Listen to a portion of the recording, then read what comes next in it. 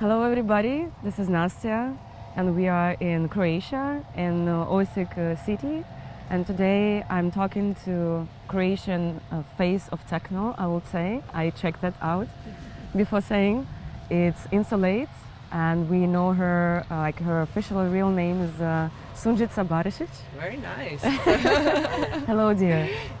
Thank you, and I'm super happy to have you here. Yeah, I'm super happy that it happened in the end, because first of all I want to thank all of the team, because it's the first time I'm working with a local team, because this project I'm running myself. I don't have partners and sponsors, so we had to collaborate and find out how we're gonna make it this time. And thank you very much for help. Yeah, you were really very nice, like helping with everything. And I think it's a very Slavic thing, actually. Yeah, I think so. I think we are similar in that. Yeah, I feel like we have lots of like matching in so many things. Yes, I would agree. And I actually wanted to start. The first part is always about the beginning, and let's start from the childhood. Okay. One thing which I found very touching for myself is that you were 10 years old when the war started in Croatia, when Croatia decided to become a separate independent country. The war started between, because it was a part of Yugoslavia, and then it was very hard times as any kind of a war. Yeah. And you were just 10 years old back then. Yeah. The war lasted for 5 years. And it's touching for me because I have a daughter, and she also experiencing a war in teenage. And I wanted to ask, how was your childhood, and how in the end you ended up to be interested in music? Where did you see DJ for the first time? How did you get into it? Yeah, it was horrible. So the war was in 90s, beginning of 90s, and it was a horrible time for everybody, maybe a little less for me because I was super young. I was only 10 years old, so my parents actually didn't want me to see the horrible side of it, and they made it like to be fun for me. So when there was, for example, sirens, when they were bombarding city, we were going to the basements, and my parents were always like, okay, let's go to play downstairs with your friends. They never want me to see the bad side of it. So I probably didn't experience it as my sister. My sister is 10 years older than me. So she was in her 20s, and I think it was super horrible for her because she was beginning her life, and then the war happened. So yeah, it was horrible. My father was on the first front, and my mom was all the time here in Osijek. When Vukovar, the city 30 kilometers away from here, fall, my mom packed us and put us on the train. And it was one horrible thing that I remember is that the train was without the electricity, because we couldn't have electricity, so we can move to the other city. And yeah, it was something that I deeply remember. But then we came to Zagreb, and actually it was our place where my aunt took us, and we spent there for another year. I was going there for school, and it was, for me, as I said, my parents never want me to feel the horrible part of the war, so I really need to thank them for that. After that, I was going there for school, and after a year, I came back because war finished here, and then moved to the other part of the Croatia. So, first thing that yesterday we spoke, I remember that you said that there was a moment when the bomb actually got into your apartment, but it didn't explode. Yes, it got into my room actually. We were then luckily in basements. And when we came, we heard this horrible noise, and when we came up, then we saw the bomb was luckily didn't explode, but it fell down all the walls. Yeah, it's like some of these things are really horrible, and I know that you now understand me what we were going through, and I really hope it's going to be finished soon, also for you. Thank you. Yeah, everything sounds so similar with like bombs getting into the apartments, not exploding, but of course lots of them are exploding, but we have rockets and all of the shelters and train without the electricity. Yes. It's totally the same. Yes, yes. Yeah. But then after, so you went to Zagreb because it felt safe, more safe, and then the war was moving around from one region to another. So you came back home after a year, and then how fast the life get to normal and how you get into the music? Yeah, actually, after that year abroad in another city, we got pretty fast back to life because my city was destroyed, but luckily not as much as Vukovar, which was our first front toward the Serbia. And after that, you know, there is something, I don't want to say positive, but something happened after that is that actually techno scene started to bloom because 90s. It was in 95, so everything started to bloom. There was a lot of warehouse raves, and actually that is, I think this was some kind of resistance toward the system, toward the regime, toward everything what was happening to us as young people.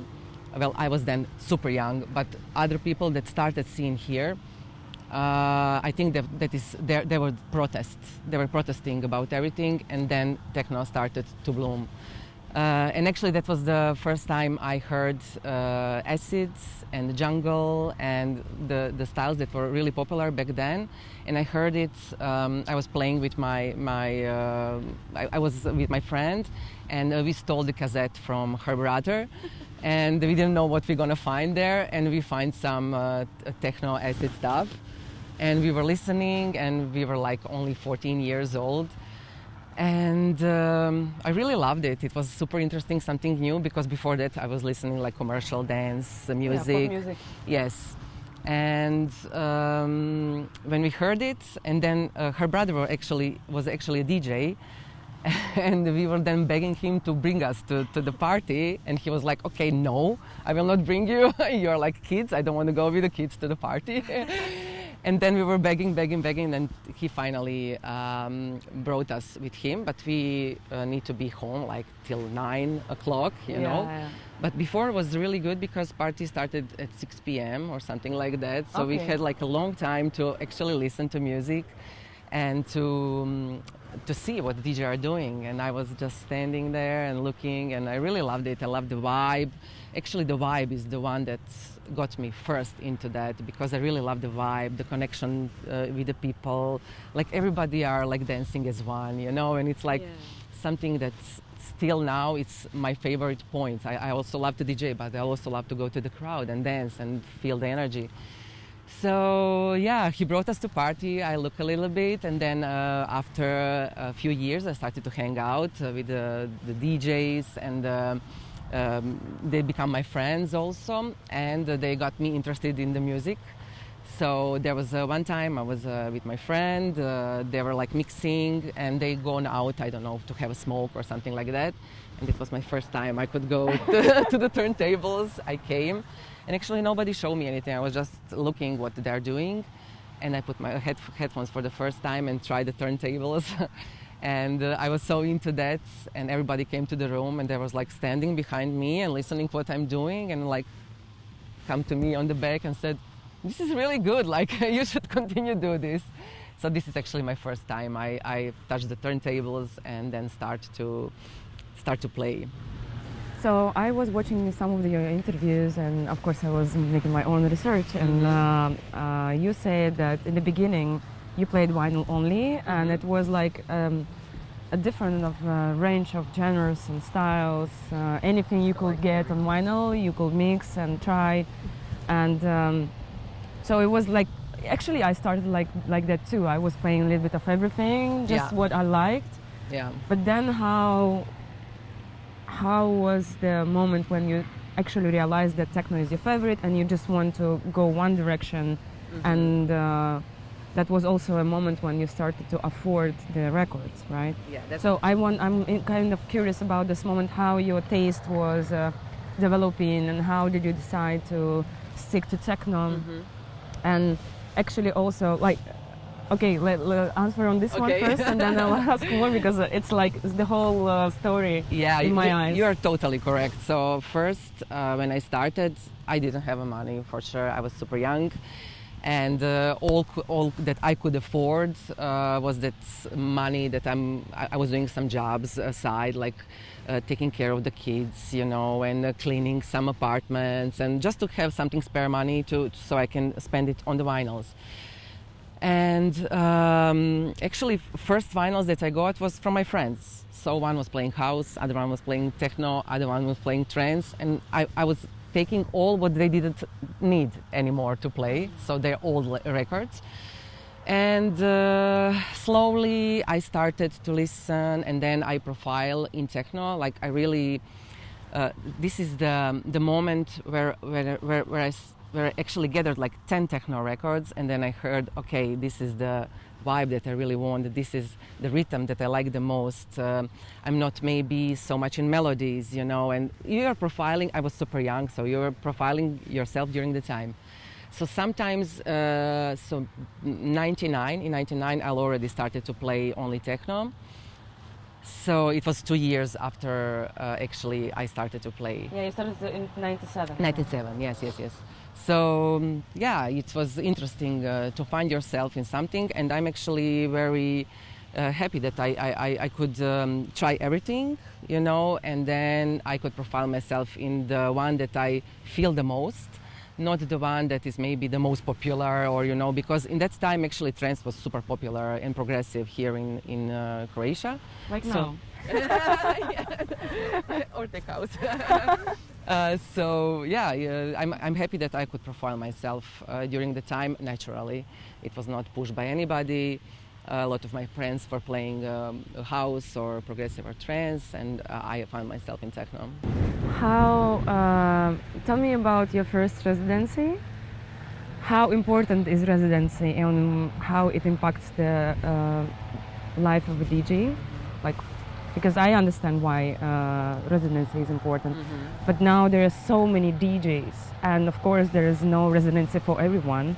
It's quite hard to actually get a residency. So I'm curious about this side of your start, and for me it was also nice to hear how your parents and your mother supported you through this way, and we were talking about the connection between children and parents and the trust and everything, and you mentioned that your mother helped you. I also want to hear something about that. Yeah, we were talking about, because as a mother, you can feel with that what you're supposed to give to your kids to feel secure. And actually, that is what my mother and my father and my sister, actually, because she's 10 years older, they all give me the security that I can really do whatever I want. But there should be things that you need to do in your life. Like they were really strict, but fair. You know, you can do whatever you want, but okay, you need to finish school. You need to be on time. You know, back at home. Yeah. So I was really, really strict about that, and mostly because of respect toward them. And so they were taking me to the gigs, and my mom drove me to gigs, to the airports, because in Osijek we don't have an airport, and so the closest one is 2 hours 2 hours away. And actually my mom drove me to the farthest one. It's in Budapest, so it is like 3.5 hours drive, and she was driving me there. So yeah, I really respect them for the security they gave me, to trust them, to tell them really everything, and to help me to make my dream. And about the club that you were asking me, yeah, it opened in '99. Not the club, but the residency. Residency, yeah. This is the first club in Osijek that is also very. We are going that's next. Yeah. We're gonna go there next. And it was really important because it was first strictly electronic club in Osijek. So before we had like venues and clubs that were like having also commercial nights. This was strictly electronic club, so it helped us a lot. The scene was blooming then, and we could do something like that. Well, they could do something like that, and I was super happy because they asked me to be their resident. And so I started to play there, and in that time I could actually be be out only till midnight. So I was always playing warm-up and running then back home to be home on time. I think it's very important. For me, I learned how to make a warm-up. I learned how to... I think nowadays, actually, DJ are expecting always to play the main time, and they're only preparing themselves for the boom set, you know, to have like smashing set. Yes, I'm going to smash it, and that's it. But I think there is a really big craft in that to learn how to prepare the night, to prepare for the main guest. Well, actually, I was not preparing for the main guest. I was preparing for the other resident DJ, you know. So for me, I really loved it, actually, because it gave you, how to say, to be humble and to actually, when I got first time to play before main DJ, I was really grateful and really happy, and I think I really delivered it then, because I was crafting my work in the time, you know, so... Yeah, it was a super interesting time and really good, I think, for our scene, because we had like really good names from techno and house from all around the world. There is another project, Dramatica, from DJ Sly. He made also really great parties on different venues, also in other club, Vega, and it was really good time actually back then to start to learn DJ. Yeah. So I would add from myself that residency for me, because when I became a resident DJ, it was also important that playing every weekend, you cannot play the same tracks, so you are, obligated to dig and find new music, because first of all, you don't get bored, and secondly, people who are coming, because it's like a small city, you know, it's kind of the same crowd all the time, so you need to, you know, improve yourself all the time. So it helps you to kind of, have a bigger collection, be curious about stuff, so growing and developing everything. I called it back then playing B-sides, you know, because everybody can play A-side, which is like a banger, you know, but I was digging deeply to play B-side tracks they were mostly like slower and like perfect for the warm-up. Yeah. So, something like that. Well, now when people are asking me, like, how do I start? Where do I start? How I get the gig, you know, and stuff like that. And I tell them, guys, I started 20 years ago. That was so different, you know, like now I have no idea. I mean, I wish I could experience it now and see how it works. But back then I was just recording the mix CDs and sending it by post to the nightclub. Same. How did you promote yourself? Same thing. So I was recording. Also in one time we had cassettes, and then we have also then we started to record CDs, and I was trying to find the clubs, the addresses of the club, and put it in the mail and send it by post. And that is the only way. And you, in 90%, you don't get any answer from anybody. It's true. Yeah, but at one time, it's worked. So I got a call from, I remember, it was my first gig. I'm not saying abroad, Serbia and these ex-EU countries, because I played there like regularly. But, for example, first abroad gig was in Romania, in Bucharest. And I remember it because I got the call right because of the sending of that post. And the funniest thing was that back then there was no mobile phones and there was no, like, you couldn't actually check like how long do I need to drive to somewhere. And the guys from Bucharest, they told me like it's only 5-6 hours drive, you know, you will be there very fast. Oh my God, we started with the car. In 5-6 hours we were only in Transylvania.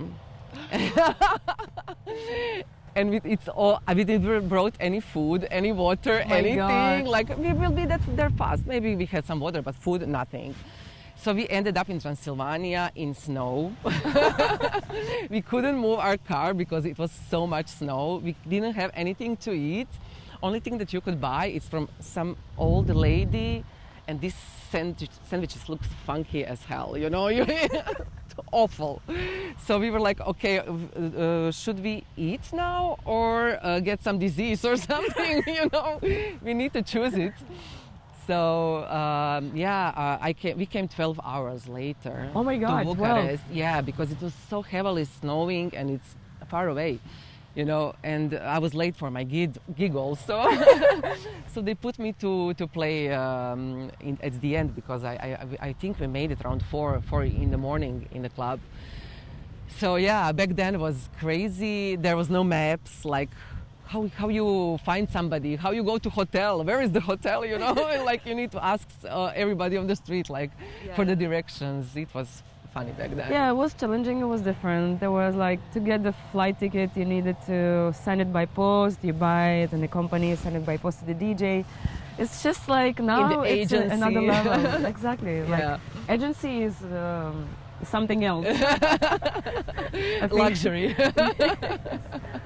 Before we started to film this interview, I was asking you if it's correct to call you the main, the face of Croatian techno, and you said, yeah, you can do that. And I was wondering, for such a long run, you're playing now for 26, 27 years, how come you are, because I experienced it with myself also, because I also had a long run in Ukraine. I'm the most touring DJ in the history of the country. It's like some of the things, and it's always like, especially in the Slavic countries, it's always like one woman and leading the way. Yeah, how do you think, why it happened, why it's like that? Well, I think particularly in Croatia is because there's so many good DJs, you know, and they could also be professionals. But I think everybody are scared to do it professionally. Everybody is doing it because of the hobby, because they are scared to maybe lose some security that they have with their own jobs. And you need to do that. In one point, you need to say, okay, I will not do anything else than this. You know, I will only be DJ and put everything in that. And everybody, I think, is scared to do it. There are rarely few people that are really done that. And I'm one of them. In one time, I didn't have I didn't have any money. I didn't have any money. I was really broke, you know. And only because of that, I put everything in music. And the interesting thing is that I never worked anything else than DJing. It was after school, only this all the time. So I think you need to give something to get something, and I think people are normally scared to do that. And yeah, so hard work, determined way of doing things, and not getting scared of losing. Maybe not have a second option. You know, that is sometimes also very good. If you have second option, then you are like, okay, I don't need to maybe do this today because I can do something else maybe tomorrow. But if it's only your only option, then you are all into that, and then it's totally different story. You know, I think your mind is working differently. Well, during the years I started to be workaholic. You know, for me it's like working is the most important thing, of course, with my family, friends, and my own time. But I'm really strict with the work and how much you need to work during the day to succeed, to get something. So yeah, I think people think, this life is like only champagne and traveling. It's far away from that. It's a lot of hard work during the week, not only weekend. Weekends are like a cherry on the top, what we get for all the hard work we are doing during the week, actually. Exactly, yes. Yeah. I think we are the ones who have no weekends and who don't have no holidays. Like, people don't understand that. You're going to have, no, I'm going to work. You know? That's another question about the prejudice towards DJing in general. Even 10 years ago, you would say, people will ask, what do? You say, I'm a DJ, and nobody will take it seriously, actually. Okay, DJ, whatever, DJ. Yeah.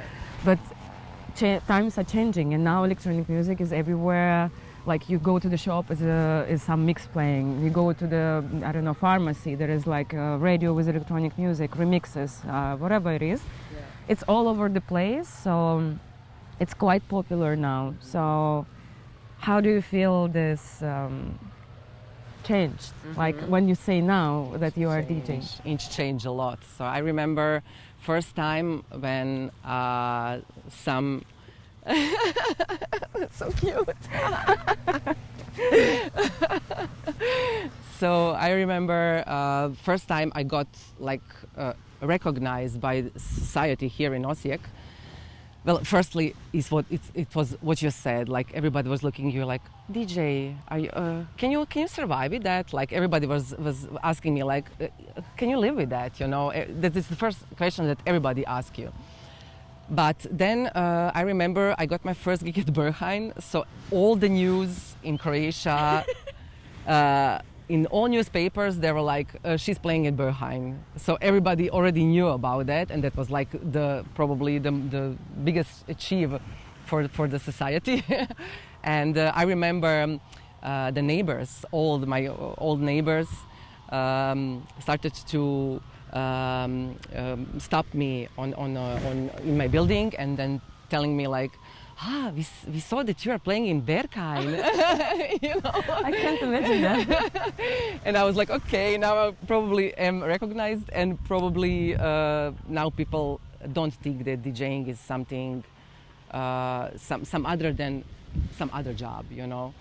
So yeah, it's changed a lot. I think maybe now it's gone a little bit far away on the other side with the old techno that started to be like a big circus, you know, and like everything what actually people are showing, not music, then showing them their self to be like a puppets, you know. And yeah, it's gone totally, I think, on the opposite side. But at least now people don't think that DJing is not a normal job as everything else.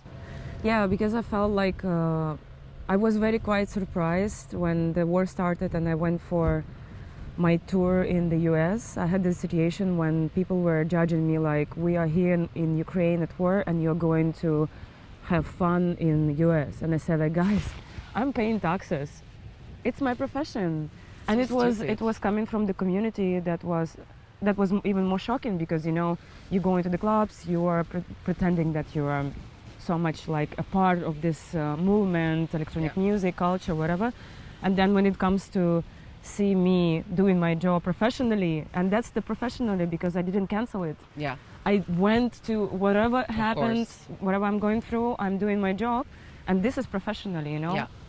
And I'm paying taxes, and half of the tour was donated to Ukrainian funds. And I said, like, you want me to wait for another 2 weeks just to feel better that I'm going for the gigs a month later? Yeah. But people who are going to fight, they're not going to wait, you know, I need to donate now. Yeah. So what's the point to wait for what?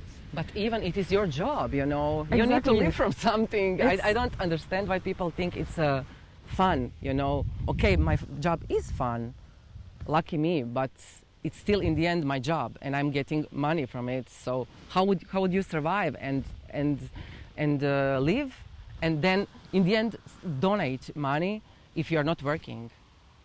Yeah. That's the So it was just I thought these days are back already, you know, like they are in the past. But then I saw that not yet. Yeah. People are still thinking that DJing is not a serious profession. Yeah. They don't realize that we are paying taxes as much as other people, from our income and whatever we make. Yeah. So yeah, it was interesting way to see this, like, because we are witnessing this change. Yeah. And you see, in some of the countries, some of the places, it's not there yet. Yeah, it still needs some work to get there. Why did you decide to stay in Osijek? Osijek is quite a small provincial city in Croatia. Yeah. You are a very successful DJ, the most successful in Croatia. Most of the people would ask you, why didn't you move to Berlin or Amsterdam or anywhere else? Why do you stay here? And I know it's quite challenging. Actually, you have a very difficult routine to do your job internationally.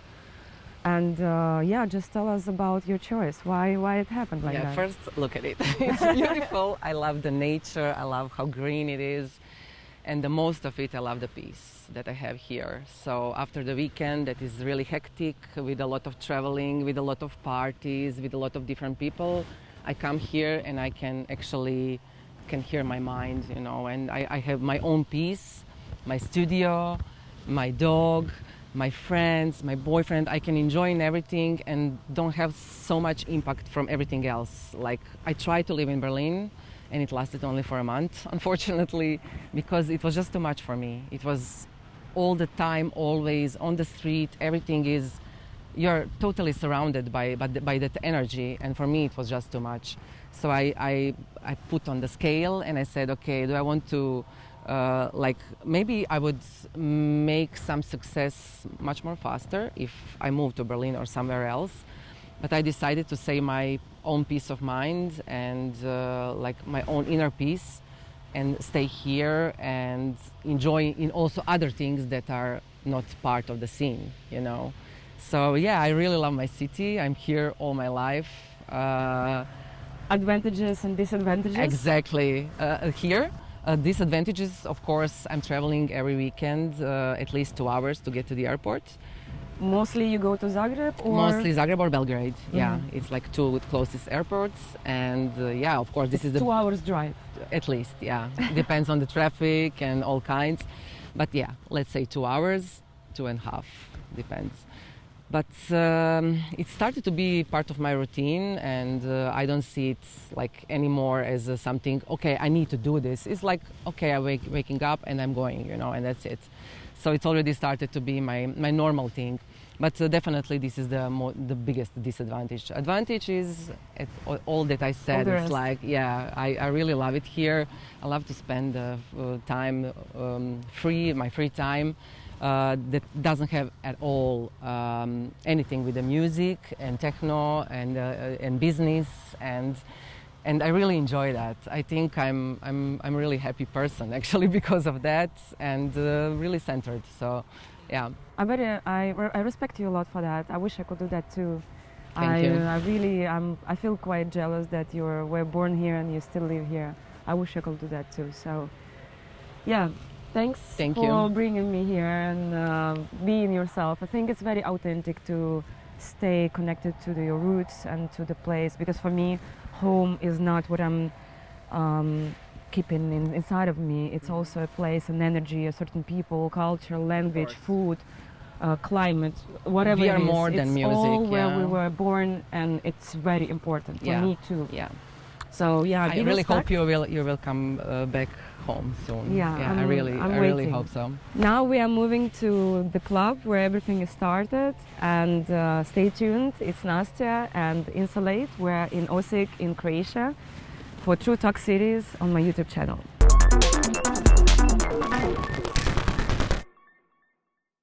So here we are in a club called Oxygen. It's the first club in Osijek, and the fun fact is that it's as old as your career is long. Yes. So just to remind you, you are watching True Talk by Nastia, by me, at my YouTube channel, and this is Insolate, Sunjica. And yeah, actually, let's talk about your name. Okay, let's do it. Actually, it took me a while to learn how to pronounce your name but you properly. Are doing it so good. Because when I look at the name, I was like, oh my God, how do I pronounce it? I had to ask for opinion, like, can you help me, Manuela or Yeah, so I think many people have problems with pronunciation of your name. It's so funny. When I come to border, it's like poor guys are killing their tongues, you know, with my name. I heard numerous variations of my name. I can imagine. Yeah. So the meaning of your name is sunshine. Exactly. And when you started DJing, your nickname, let's say, was Miss Sunshine. Yes, my first alias was Miss Sunshine. I was DJing for many years under that name. And it came so naturally because when I started in '97, it was normal that DJs are calling themselves Miss something, you know. And I had many different kinds that I maybe want to try, but then naturally came like, okay, it's going to be my real name. And here it was. Miss Sunshine was born. And then you changed it. Like lately I've been talking to Miss Keating, Mistress Barbara. They also, like, you know. What are they saying? They want to change it also? Yes, Miss Keating changed actually. Now she's only Keating. Ah, okay, I didn't know Yeah, because that. she told me that, you know, I don't feel like Miss anymore. I'm over 40 years, like, it doesn't feel like Miss anymore. It's just, and Mistress Barbara also, she said, like, I don't feel like I'm mistress, you know, and I think it comes, yeah, from the root that in the beginning, especially in that times, back in the days, I was DJ Beauty, come on. How can you be that? Like, and then you change it because you don't want to be that. You just want to get like kind of serious, you know, also because of a lot of prejudice towards women in the scene, and to prove you're a good DJ, you're an artist, you're like get the respect from others. It's all connected. Yeah. So what was your story? But when you are young, that's not important at all. You just want to... Yeah, you don't care. Yeah. Because you don't think you're going to be successful in it. You don't think it's not a strategy thing. You don't think about the future. Yeah. You just think of a certain moment. At least it was for us like that. Yeah, exactly. So tell me the story of your name, the change, why, how, when. Well, as I started in 1997, as we told, like it was normal to call yourself Miss Something. So natural progression was that I call myself Miss Sunshine because of my real name. And then after some years, exactly in 2014, I already started to think about maybe change it. Because, as you said, I didn't feel myself as Miss anymore. And also, I wanted that others started to take me more seriously because there was actually several reasons. There was another Miss Sunshine in Berlin that started to play many years after me, and she was playing some kind of progressive, maybe she's still playing. Hello, I'm sending, you helped me to change my name. There was all the time mistakes, who is playing where. She was playing also in Berlin, but in some other clubs that were not techno, and people were texting me like, okay, why are you playing in that and that club? And I was like, okay, I'm not playing there, what's going on? And then I found out there is another person calling herself the same. And I wrote her some messages, but she never answered me. And then I was thinking, okay, should I take some legal acts? Because I already had many releases under my name. Or should I maybe change it? And then it started to come into my head, okay, maybe I should change it. Because also I heard that because of my name and because of Berlin, some clubs didn't want to book me, you know, and it was like, okay, because it was too much of a mix-up. Yeah. And then I started to think about it, and then I come to Berlin one time as a dancer. I'm dancing, and then I see DJ Deep on the decks. He's playing, and I hear my song, my vinyl that I released as a Miss Sunshine. And I come to him and tell him, hey, you're playing my track, and he's like looking at me, and doesn't answer anything, like totally blank. And I was like, okay, he's some, you know, dickass. He don't want to say hello, like I made that track. And then later on, when he finished, he was passing by the bar, and I came to him again, like, hey, and he told me, like, did you told me something in English? Because all I heard was a German, and I don't speak German. And he was so stressed also because of the gig and everything. You know how it is when you play, especially in Berlin, everybody are stressing about it. I was also the same, and he told me, okay, I really love your stuff, what you are doing, let's have a meeting next day. So I went to a meeting with him, and we were discussing about possible release on Deeply Rooted. And he asked me also, like, did you maybe thought about changing your name, or not changing your name, just to make this record under some other alias? Maybe it will bring something out of you, something new, something that you still didn't experience because you are already so long under this name and this DJ career. And again, that was like a third sign from from above to make something different and to think about changing my name. So I said yes, agreed on this release, and then I started to think about what should my name be. And I was so attached to it. I'm so attached to my name, you know, and I wanted also to make something similar to have sunshine in it. And then I found out that Insolate is, that is a meaning, close meaning is be affected by the sun, you know, so I said, okay, let's call me Insolate then. and everything started to have again meaning.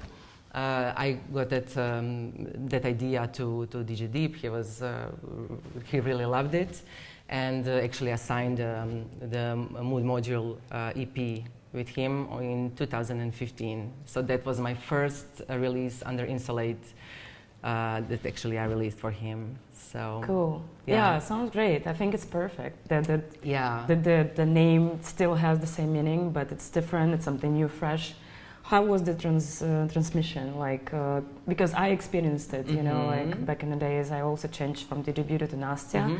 How was for you? Because with the name also I was changing kind of my direction in music. Okay. I lost lots of fans, of course.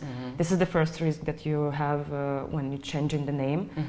First of all, because people don't know your new name. They don't know that you changed it, and then some of the people they don't really like your new appearance and like new style, whatever. Yeah. So they don't follow you with your change. Yeah. It's quite challenging, but in the end, you decide for a reason, you know, and then you're determined about doing that, and then you build up everything again. So it's kind of like a new page in the career where you have to kind of get back to a certain point and then start building again. How did you feel about it? Well, I learned during the years that people really love to be against, you know. So whatever you do, they will say something against it. If you change it, if you not change it, you know, there are so many opinions about everything. So, yeah, but for me it was like supernatural, and the thing is that I didn't want to announce it. So I didn't say, okay, Miss Sunshine is going to Insolate. You know, I wanted to make it complicated, very complicated. I wanted to make like a new act that actually nobody knows is it man or woman. So to get a decision about the music and like the first thing about my name or the music that I released, that they really don't know who that is. So when I released on Deeply Rooted, nobody knew who Insolate is because it was not announced anywhere. So after that, I got idea that I should make my debut as Insolate somewhere meaningful, you know, so make it like super big. And I remember Trezor because I was playing there regularly, also as a Miss Sunshine, and asked them if I can make like a debut there. And they said yes. So my first Insolate gig was actually in Trezor in Berlin. And still nobody knew who that is, what is going on. So when people find out that it's me, and then I made few interviews where I'm explaining the natural progress of everything. And yeah, people were really surprised. At first, when I released that vinyl, they didn't know is it man or woman. And I really love to hear the response on music only. Yeah. It was fun because I never actually got the response like that, you know, when nobody's judging your character or do they like your hair, do they like, you know, like no prejudice. Yes. So it was very interesting to see, and I think it was one of my the most successful EPs until today. One of them. So I really like it. It was something new for me, and actually everything came so naturally. So I didn't thought much about it. But did it cause you any problems? Like, did you experience some challenges because of that? I still experience some challenges. Why? Can you believe that some people are still writing me, please, can you bring back the Miss Sunshine? Why? I have no idea. They probably attached to that name, or maybe the feeling that I gave them back then, and they're going to parties. Nostalgia or something. Yes, nostalgia. But there are still people that are writing under comments under my videos, please, bring back the Miss Sunshine. It's so crazy. Well, yeah, interesting, because not everybody is that brave, having a good career already built up to change the name. It's a lot of work, you know. Like I had a conversation about it with Annie, and yeah, she was also, you know, like confused. Shall I? And then she decided to stay with this. And actually, her real name is already pretty. Exactly. She should have her yeah, well, it's, you know, it's a process. For everybody is different. Yeah. I change it, you change it, Yeah. other people change it. It's all get affected for sure. Yeah. It just for everyone is different and an individual. Yeah, but she's like a beautiful example that music in the end spoke for itself, you know. Yeah. No matter for the name, the similarities, the problems with the last letter or whatever, like her music really spoke to herself. So. Yeah. I think she made a really good job, no matter for the name and Yes. everything. Everybody knows who Annie is. Yes. So let's get back to the beginning from this place. From here. Yes. So it's open when you started to play music, and you were. This is the place where you usually come and play somebody else's records, Yes. mix up everything, Yes. and crafting your own taste, developing that sound and everything. Find out what you want to do and stuff. Or what was the most inspiring in this and important in this period? This was actually the fact itself that this was the first electronic club, and that I have opportunity to play here. It was the world to me, you know. So as you said, I crafted my experience and everything. What I learned in the beginning, you know, like when I started to walk. I learned that for the future, you know. So actually everything started here in this dark underground place, and yeah, it was really helpful for me to make a first step as a DJ and have such a solid ground, you know. Yeah, to get experience. Yeah, to get experience. And when I started to play abroad, it was not anymore such not a big thing, but it was not horrifying for me, you know, to play somewhere, because I already learned how to talk with to the crowd, you know, and practicing. And also I was also a party girl. I wanted to come here to party, to have fun, and like first experience was built here. How long did it take you from the start to getting recognized abroad? If we are talking abroad, like our countries around, I started to play like almost after 2 years. Oh, yeah, that's fast. Yeah. If we are talking about Serbia, Bosnia, and these countries, it's enough for the beginning. Yeah, for the beginning. But first international, as I told you, it was like 3 years after that. So yeah, it was when first CD came to the address, the right address. Yeah, it was actually, I don't know, maybe pretty fast, or you know, like after 3-4 years to start. I don't know. For me, it was fast because I was started super young, and I still didn't have my driver license. I needed help from my mom, you know, to drive me. So. For me, it happened very fast. I just finished my high school and when I started to do college, you know. So for me, it was like a very fun experience. I knew that I always want to be in the music, and I wanted to craft that this became my job. But I didn't knew that in the beginning. So everything was light and funny, you know, and. Yeah. Do you think being a female artist, it helped you to get attention and gigs and everything? Yeah, there's 2 sides of that story, always. Tell me. So I know them, but I want you to tell this. Yeah. Well, some people didn't think about me as a serious, you know, because I was a woman. I'm from Osijek. I'm not at the capital city, you know, and I was young. Like all these things craft people opinion about me that she's not serious, you know, and they didn't took me serious. So I was actually that made me work harder and show them differently, you know, show them that I can do better than them, and that I will succeed much more, you know. So I was like very determined to do that.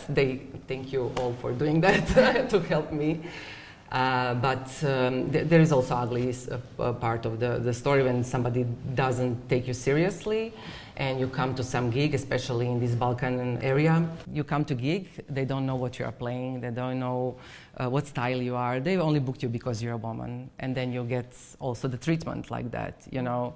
They are not respectful to you, they are telling you what to play, you know, but it was like a long time ago. I hope, luckily I don't experience that anymore, so it's definitely better times came. Yeah, I still remember one comment from one big manager. He's organizing festivals and big parties in Romania, actually. We were on Ibiza, and was like after party going on, and we were in a circle. I was dating quite like a popular DJ back then, and people didn't know me, and they would ask me like, "What are you doing?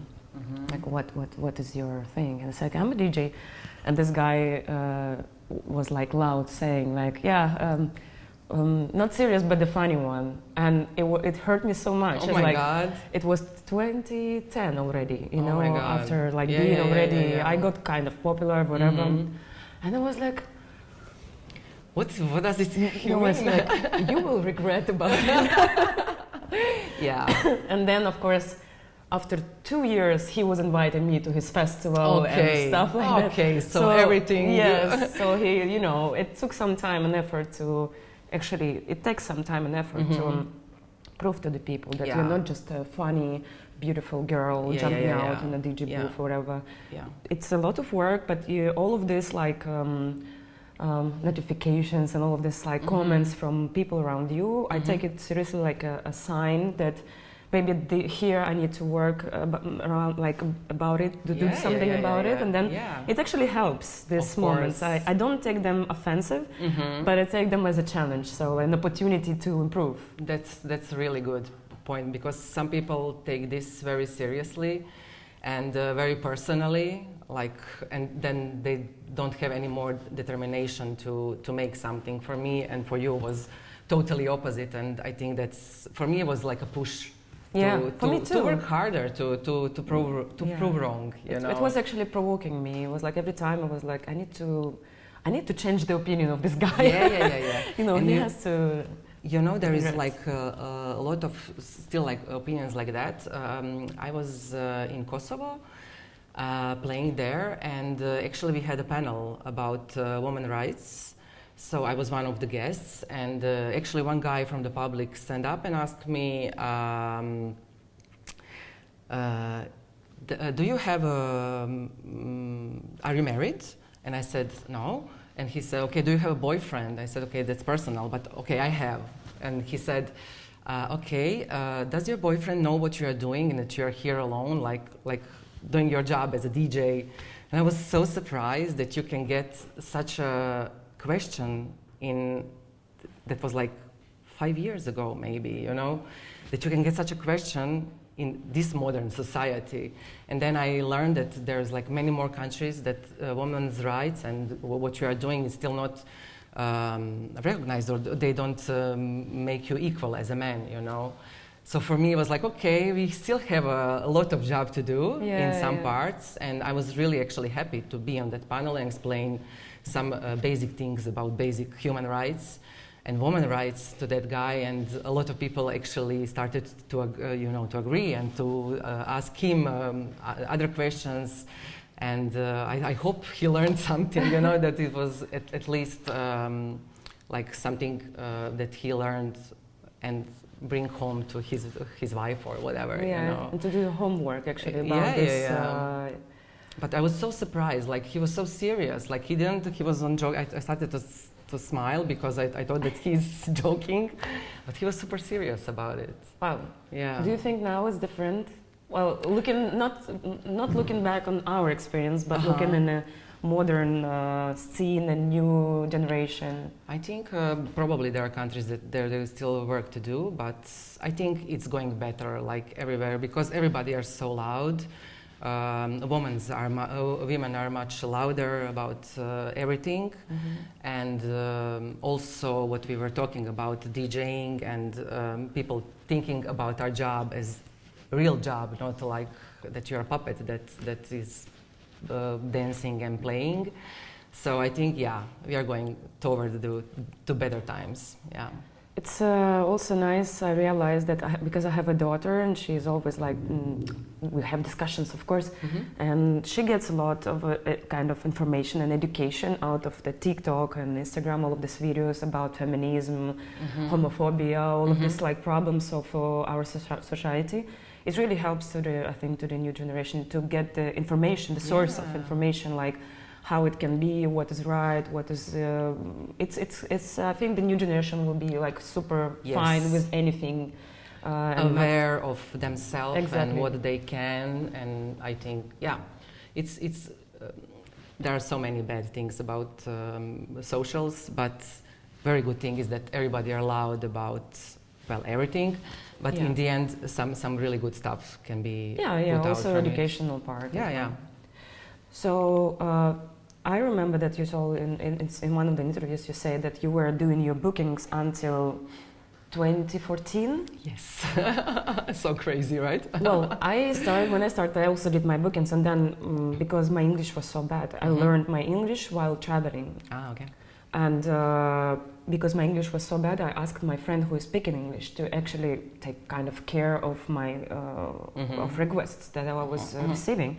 How was it for you, this experience of booking everything yourself, getting requests? And it was hard. Yeah, it was very hard. It was a lot of job. I was doing everything from promotion. Well, to be honest, I'm not far from that now because I still have a need to do everything by myself. I don't know why is that. Is this because I started as a woman and I have no idea, but I still have that urge to make everything by myself, you know. So nowadays also, I run everything by myself. My label, my party, my all socials for all 3 channels, you know. It's crazy, it's a lot of work, but I love it. I maybe I didn't learn to do it other way, but yeah, it was super hard to be also agent to yourself. And also to promote yourself and to get all the bookings and go to play there and to have all communications with the booker. It's crazy, yeah. But now when I look at back then, it was super crazy. But then I didn't have a record label, you know, and I didn't organize parties. And I think that the moment that I got an agent first time, I think I just put something else on that spot. So now I have agent. Okay, I can put 2 more things to work on, you know. So yeah, I got some free time. I'm gonna do this. But there is no free time. So yeah, a lot of work, but all the time. So now I'm running everything also by myself mostly. Yeah, I think. But I have a really good agent, so it's good. Yeah, but we speak about the first agency, and you told the story in a different interview, but I want you to repeat this because it's a bigger interview and we want to know everything. Yeah. How did you get your first agent? Yeah, it was crazy. Like, it was actually, my first agent was from a Lehman Club. And actually I played there. So what is Lehman Club? Lehman Club is in Stuttgart. One club, and actually the guy just asked me who was doing bookings there. Okay, it's crazy. Like, you don't have an agent, you know. Do you need some help about it? And actually the first agent was him, but he was only doing for Germany. So actually he helped me with Germany. I played the most there, so I was taking care of the rest. After that, when I played first in Berghain, I played after Dustin Zahn. And actually whole Apelago team was there because they were their agent. And they were listening to my sets and they said, okay, this girl have something. They just put me aside and after my gig and we scheduled a meeting. And after that, after my first Berghain gig, I got my first real agency and that was Apelago. And then you were with them for 9 years? Yes. A long time, yeah. Why did you change the agency? I changed it because there was a change in the scene, you know, and they started to promote mostly hard techno and totally different style than mine. I felt a little bit lost with the gigs, so they are offering us to the same bookers, but it's not the style that actually I represent. So yeah, after talking with them, we decided to split and to find so me a better. It was kind of a mutual. Yeah, it was mutual. Yeah, decision. Because I was not happy anymore, and also they were not happy because I couldn't deliver what they want, you know, because of the style. And yeah, so we thought, okay, there must be a better way for me to continue my career, and here we go. Now we are together. Exactly. Yeah, it was funny. But it's good. I really like it. One more woman in the agency where I am. It's great. Yes. I think Manuela is doing a great job. Yeah, Manuela is great, and you know that she have a Croatian roots also. Yeah, I know. So funny, and she told me after when we started to talk about me signing to AD. She told me, like, okay, do you remember that I contacted you like a few years ago? Because she was sending me a message that she want me in the agency already like 4 years ago or something like that. And as I was okay with Apelago and everything, I just stayed with them. And she told me, you see, I got you in the end. Yes. So yeah, it was a funny story. Coming back to your beginning, when you got the first agency and stuff, like many people asking me an advice, like, how do I get an agent? And I always say, well, I think in the beginning you should take care of your bookings yourself, and your agent will reach you. It's not like now many, because it's the huge amount of DJs, and it's very actually hard to find an agent. And I think it has to work all around, that the agent needs to want you, you know, like, and that's only this way your agent will do a good job for you. Yes. Because he will be motivated, interested and stuff. Yes, that's true. For me it was also like that. So from the first agent, they approached me because to be honest, I knew that there are agents who are doing the work, but I was already machinery by myself, you know, and doing everything. For me it was like I didn't thought about, okay, I should find an agent. But when it happened, when they reached me, like for me, like I put a lot of weight from my shoulders. Yeah, it was much easier. How did you come to the promoting, like to be a promoter, to start doing your own parties and like the whole like process? I don't know if you had any other brand or is the same brand that you're still running right now. Like, can you tell us about your like this side of your career and the work that you do? Yeah, in 2015 or 16, I don't remember now, because I'm super bad with the years. It was okay. Me too. I'm very bad with names, labels. And yeah. Zero memory. Me too. But in that time, I had another organization. It got called Traum, and it was like a response to the also the scene, what was happening in that time in Osijek.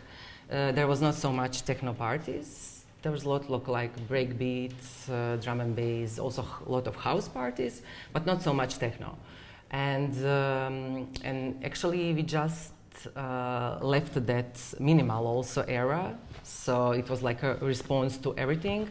So me with the other three colleagues, it was two in the beginning, so three of us built the name Traum and started to organize parties in all part of the city. I show you, it was the Catacombs where we have a club here in Osijek. Like, it's a venue that we turned into the club. And actually we had the first party there with the DJ Rolando. Wow. Yes. Nice start. Yes. And it was amazing because all people in Croatia and Osijek really love his track, Jaguar. So it was like a natural progression to get him and like to pull something from the old days that people really like and they can connect it to the new sound that he brings, you know. So it was amazing. We had a full party and then we figured out, okay, this place started to be too small for us. Let's try to find another venue that we can maybe organize some other parties. And then we find one hangar that is actually in a sports airport. Here it's in Osijek. And we built like a venue for the party there. And then we brought Francois X, Tiana T, Antigone, many of the names. And it was really successful parties. And we were doing them over the years till the pandemic. So on the pandemic, like everything fall apart, you know, we also didn't do anything together. And after that, I decided to make parties by my own, so I can, of course, be again by myself in everything. And I wanted to be in charge of who I want to book, what I want light to look like everything to be in my own charge. So yeah, I started Hush events. I started also again in this Catacombs Club Epic in our old part of the city. And after that, I decided to make parties in other cities. So I made also one party in Bosnia, and then one party in Rijeka, and then one party in Zagreb. And I really love the Zagreb. My current location, Petit Coupe. Where we're gonna play tomorrow. Yeah, where we're gonna play tomorrow. Amazing, amazing club. You have everything. Like it's super nice club, very modern. It's 2 years old. So yeah, I found my new home there and decided that till the situation here become better, I will do parties only in Zagreb, because here problem now is that we don't actually, till now, Oxygen now reopened, so we have now again club, but we didn't have any other place to organize parties. We have only venues, and costs after pandemic gone super high. And to rent a sound, to rent a light, to make your own bar, it started to be such a harassment to me. So I decided I will put it a little bit aside and organize only in Zagreb. So now you're working only with the venues that are set? Yes. Like you don't need to build up your own stuff? Yeah, because it takes too much time to do everything. And it's like you need to have like at least 2 days, you know, of your weekends, and I don't have that opportunity anymore with my other gigs. You know, it's not possible. Yeah, I can understand. Listening to one of your interviews, I've gotten a few questions about the DJing and the principles of the DJing. First of all, because we are international DJs, we play for so many countries, so many different cultures. Even from city to city, there is a difference. Depends on the local situation, you know. How do you read the room? Like every time the crowd is so different, and DJs like us, professional international DJs, we need to kind of adjust ourselves to the current situation and find out what's the best for both of us, for us and for the crowd. How do you? What is the process for you? Because I think it's a very important psychology. Of course. And that's the skill comes with the experience. That's this is why what makes you different from the other DJ, or maybe from some DJs who are preparing their sets or whatever. Yeah, what do you think about it? This is actually why I don't like festival sets that are lasting 1 hour, 15 minutes, because there is not enough time to read the room, to make a story, to deliver the best of you. You know, this kind of short sets are killer for me. I'm super bad in it. I need my time. I really love to play longer sets. This is actually where I think I'm really good at. And yeah, you really need like some time to get know your public, to read the room, to see what is like, which way our energies are working, you know. How does it? I don't know. It's just something, some natural thing that you just can feel like, okay, I will play a few tracks, and then I like just try to experience what they're experiencing, putting myself in their shoes, you know, because I also love to go to parties, and then I observe, listen, trying to take notes in my head, you know, how people react on something and what maybe you should change if you are a DJ, if that have a sense. Yeah. So yeah, this is like something that you, I think, also learn after some time. It's not something that you know from the start, because before I was just throwing tracks. You know, when I told you I started, I didn't have the style, nothing. Just I was just mixing, and that is not DJing. It was just mixing. And yeah, after some time you learn to read the room, to read how people react, what way you should go. Should I slow down? Should I play faster? Should, you know, like when it's time to make a break or not break, you know, when to continue my set, or it's, I don't know, it's something that you, I think, have natural, or you don't have. What do you think? It's kind of, I think it's something to do with the intuition, psychology, and all of this like abilities, if you have it or not. Yeah. Some people don't have it. Yeah. I clearly see it, especially that make a big difference between producers and DJs, because producers are used to work in the studios, they're good in that, and when they perform, most of them, they are kind of like, they don't know what to do, how to behave with the, what to do with the crowd, actually, because they are so much into the production side. Did you, how the sound system, the quality of the sound system affects your set? Because for me, it's a big thing. Like, sometimes you come to the club or the festival and you realize that the sound system is shit, then you need to play kind of louder tracks or more noisy tracks, or how the sound system affects your DJ sets? I had actually experience last week. I will not say where. Don't say no. Well, it was a horrible sound system and horrible monitoring, you know, so it was really hard to work. It was really hard to just mix, not to read the room. I didn't have time to read the room, you know. I need to concentrate on mixing. And then in the end, I ended up mixing on my headphones. And it was horrible, because actually then you don't have time to read the room, because you are always having your headphones, and I'm just trying to like have a really good, perfect mix for the people, because I don't want them to listen to my my bad mixing, because I don't have a really good monitors with me. Yeah, it was really stressful for me. I couldn't deliver the best set that actually I could, and you know, and it's a little bit disrespectful, you know, toward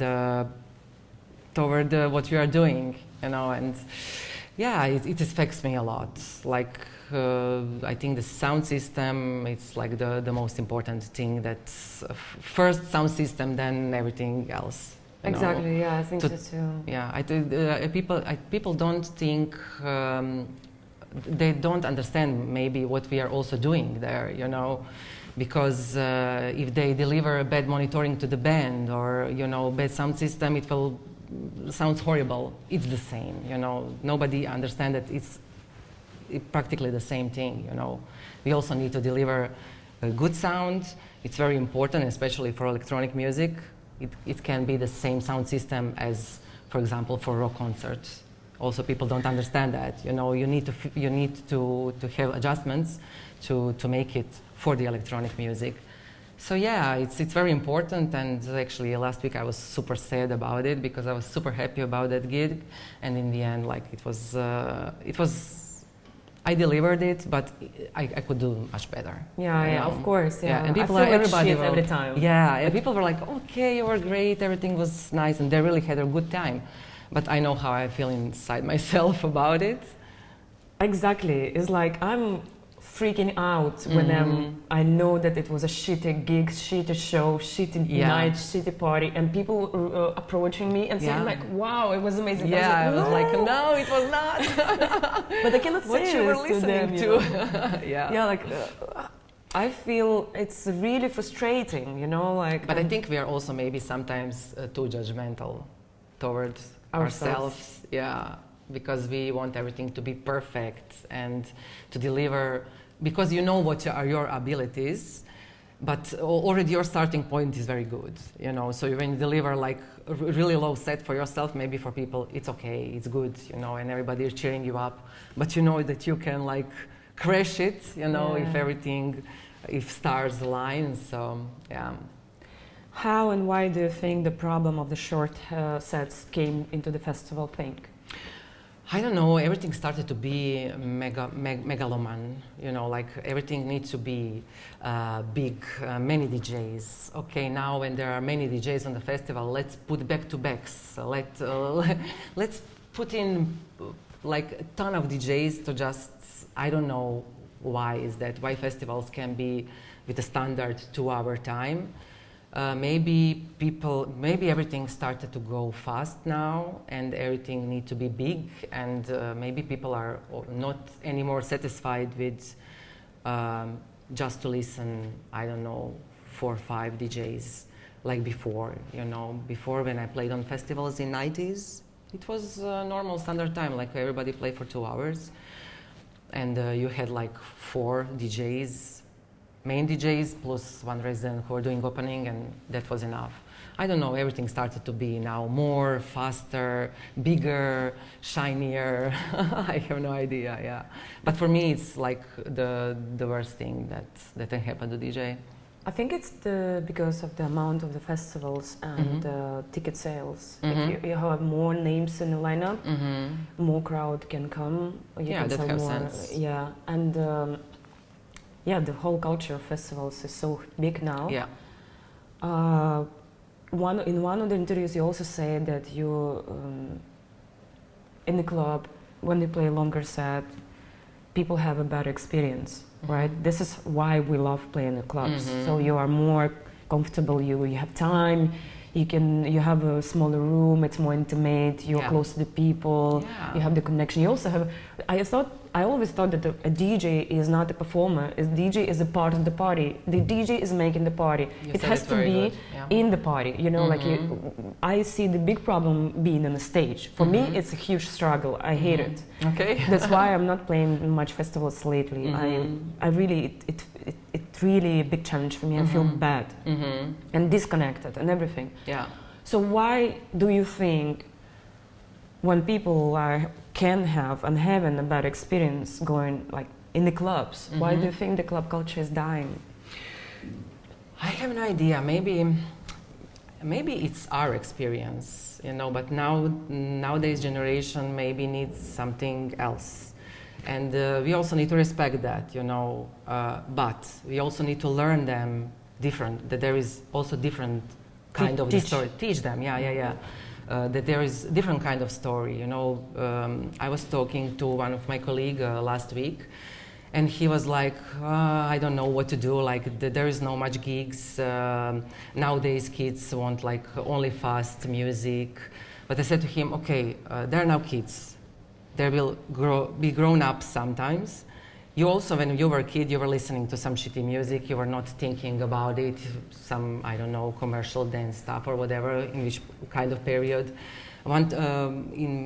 Before was EDM was the problem, now it's the hard techno thing, like, you know what I'm talking about.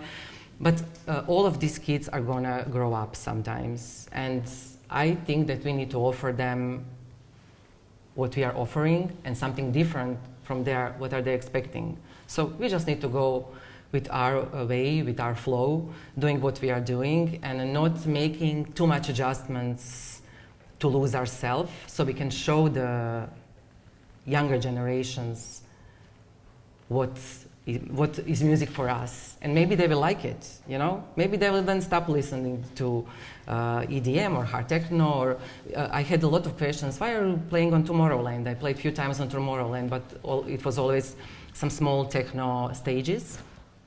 And everybody asked me, why are you playing there? I said, because if I turn over one person that come to my stage and hear, okay, this techno is interesting, like I was one time young and heard, okay, this is something interesting new for me, and he stays on my stage and then listen to me at home or music that I represent, this is success for me, you know. And then we have one person more on the party, you know. So it's like, I think it's normal. There, in my 27 almost years of career, there were, you know, ups and downs. Many times I already was in this situation where some other style is super modern, and then you are on totally opposite part of the story. But just keep on going, you know, and in the end, everything come to their place. So I think everything is gonna be okay. How about compromising in DJing? Do you get into this? Of course, I think everybody compromise a little bit to make something more appealing. When you see that you're playing only for young people, you will think about maybe, but this is interesting that you really need to be careful with that, because if you lose yourself in this compromising, it's over, you know, then doesn't have sense, you know. I experienced it many times. Yeah? Yeah. Yeah, what was your experience? I was burning out, yeah. I was nearly retiring in 2018. It was a hard time for me. I lost myself, exactly. Yeah.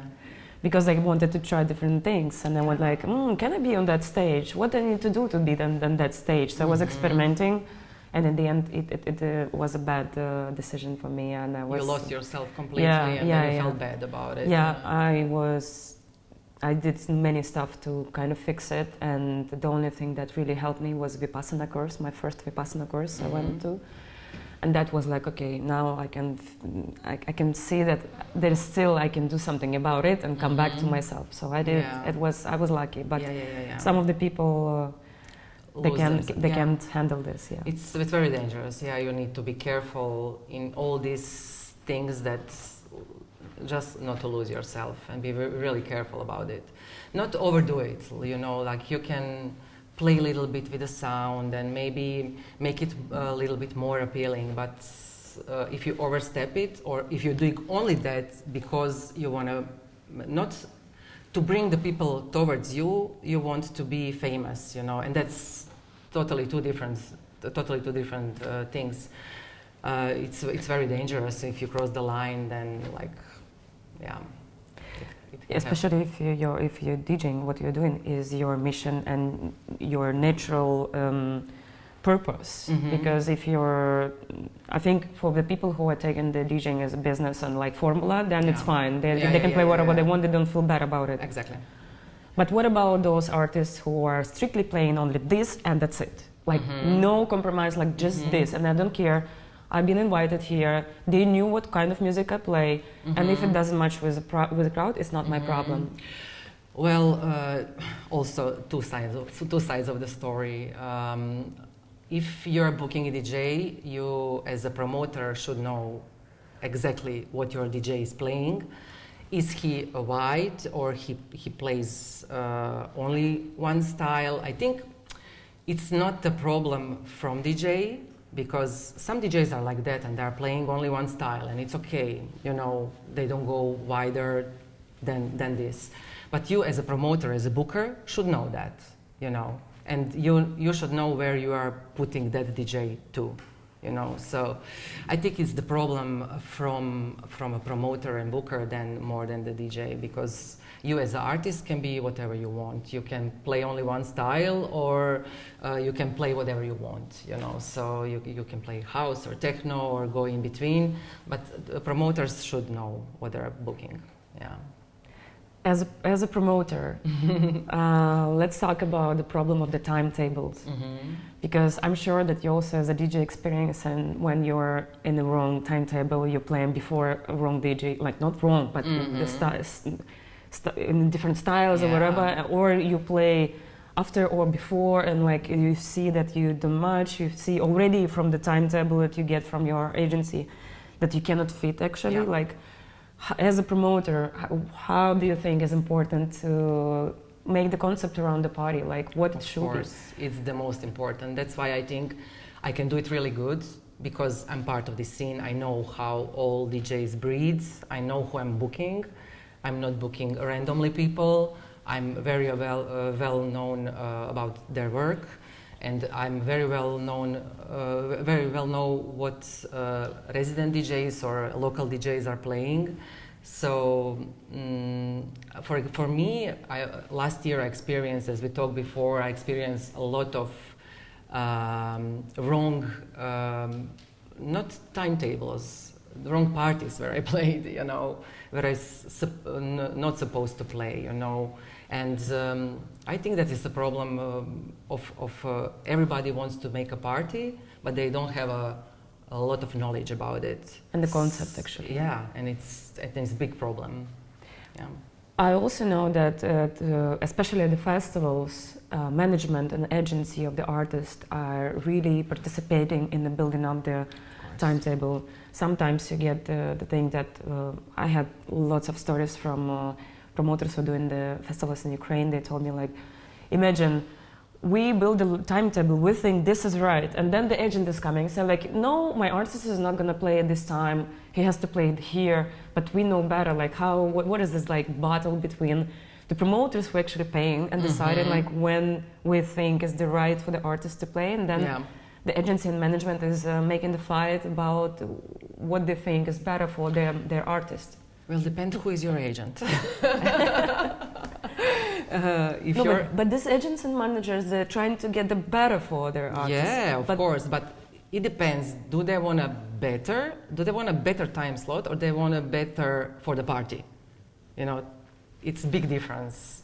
So, as I said, it really depends who your agent is. Does he want you to get famous and play always what he thinks what is the main spot?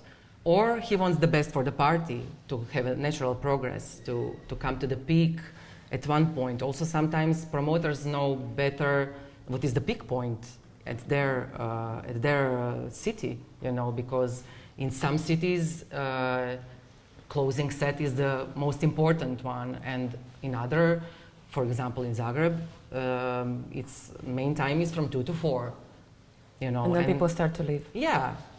First they are starting to come, you know, it's like till 1 o'clock everybody are almost in the club, and then after 4 it's like starting to leave, you know, and it's like how this city breathes, you know. Yeah. And but it's not always like that, so I think it should be like mutual communication, and it really depends what your agent wants from you, you know. So yeah. It's tricky. It's about personalities and what somebody wants from you. Local needs, I would say, also. And the trust between the booker and the management or the agency. Yeah, that's true.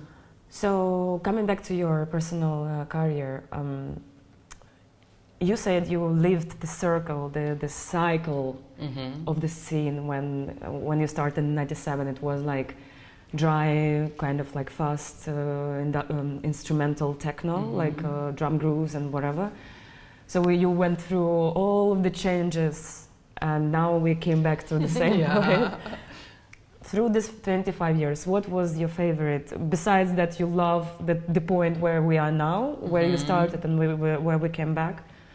What was your favorite during this 25 years? What was my favorite thing? Yeah, because I'm sure you weren't only one way. You tried different stuff. Yeah. Also trends.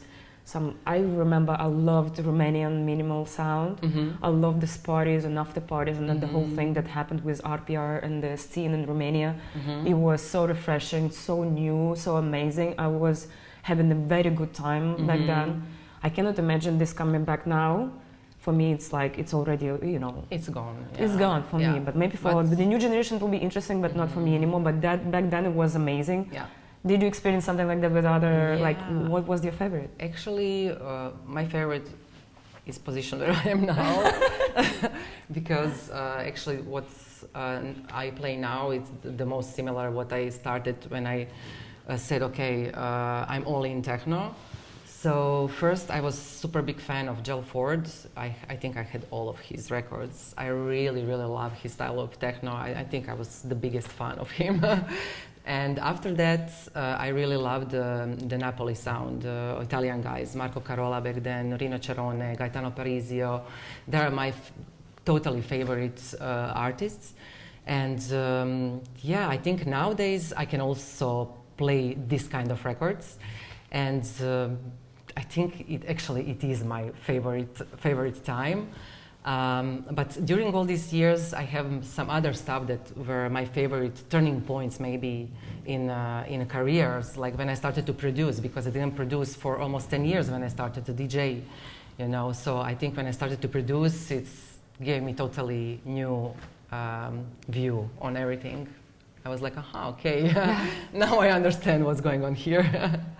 Yeah, now so you have the whole experience, the round, yes. The course is complete. Yes, I could say that. I really enjoy this time. I really love what I'm playing. I think, as you said, we are trying to find ourselves in some times when something stopped to be so popular, then you're trying to rethink and think about what you can do, maybe different. I think I just flow in this time. It's totally what's dear to my soul and what I really, really love to play. Nowadays, of course, it's again something new, and now content means a lot for an artist, for exposure, for making this image that you are busy, people want you, or what parties you play and stuff like that. But not actually everybody can have this content and stuff. How does this new rule and law and affects the DJ life, actually, this content thing that you constantly need to deliver some content to get gigs? And I think that the talent and the music is less important now than this content that you are showing out and, like, you know, what you're doing, how you... I'm totally lost in that. I'm really struggling with all of this. I don't know. I love to share stuff with my fans, of course, and I love to show my work and everything. But sometimes I'm struggling because I think nowadays started to be more, as you said, more important to show maybe. I don't. Everything is too much, you know. Maybe show too much skin or show, but you know, you need to have some boom content. So it doesn't need to have a meaning, you know. It just needs to be very explosive, you know, and appealing to the eye. And I'm really struggling about that. I'm talking to my friends also about it, like how to improve your social, like what to give to your fans. But I think everybody actually should do what they're feeling. I don't want to be ridiculous, you know, in doing some things just because I want to have more clicks and more likes. You know, I want to stay true to myself, but it's sometimes very hard, you know, to make a content that's going to be interesting to your public and to get at all exposure, you know, on the socials. But yeah, it's a super strange time, and I think we who are such a long time in this business are experiencing, of course, ups and downs. But I don't know. I don't want to be what somebody else want for me to be. So I'm giving to people what I can't, you know, and what I feel it's right to put on my social. And maybe it's not what the people actually want to see. Yeah, but you have no other option. This is your self-expression. Yeah. And how and when do you think we came to the point that DJing actually became much more the entertainment than a cultural thing, actually? I think everything changed in COVID, during the COVID. What do you think is the big, how it happened? I was talking with one of my colleagues, and he told me one really good point is that, like, a lot of young people lost you have a scene in your city and it's going to shape your taste. With the COVID, we got that everybody at home were listening whatever. Who was the loudest and got the biggest reach, it reached the people. Maybe the good and quality content a little bit missed the promotion here, you know, so it didn't reach the public, and they started to shape their own like taste, you know, and it's gone totally wrong. I don't know, I think after COVID a lot of things changed. We will, for example, I can say for my opinion, we built really nice scene here. We had really good parties with a lot of people, like 500, 600 people. For Osijek, that is super small city, it's amazing. And then after COVID, everything just, first people didn't want to go out. They were staying more at house parties, I think, more staying at home. And then I think the change came, the new styles that they started to listen, it's totally opposite that we are doing. So yeah, I think And then also maybe because everything was the appearance, you know, during the COVID, everybody was watching, you know, all the time on the TV, and they were watching the DJ. So appearance was also everything. Like you're not listening at a good sound system. There is no good sound system at your home, so you're watching and listening. So maybe then it started to be more appealing that the DJ are doing like, I don't know, some freak shows or whatever, you know. So I don't know. Maybe I think it's because of the COVID. A lot of things changed. Yeah, COVID was definitely a gap in everything, and the educational system for sure, for everyone, for my daughter, for kids in school, for people in different cultures. But I also think that because people were bored, locked at home, they were having this, the TikTok is a new thing. And then in TikTok, you get viral only when you do something freaky or something outstanding. And so all of this, when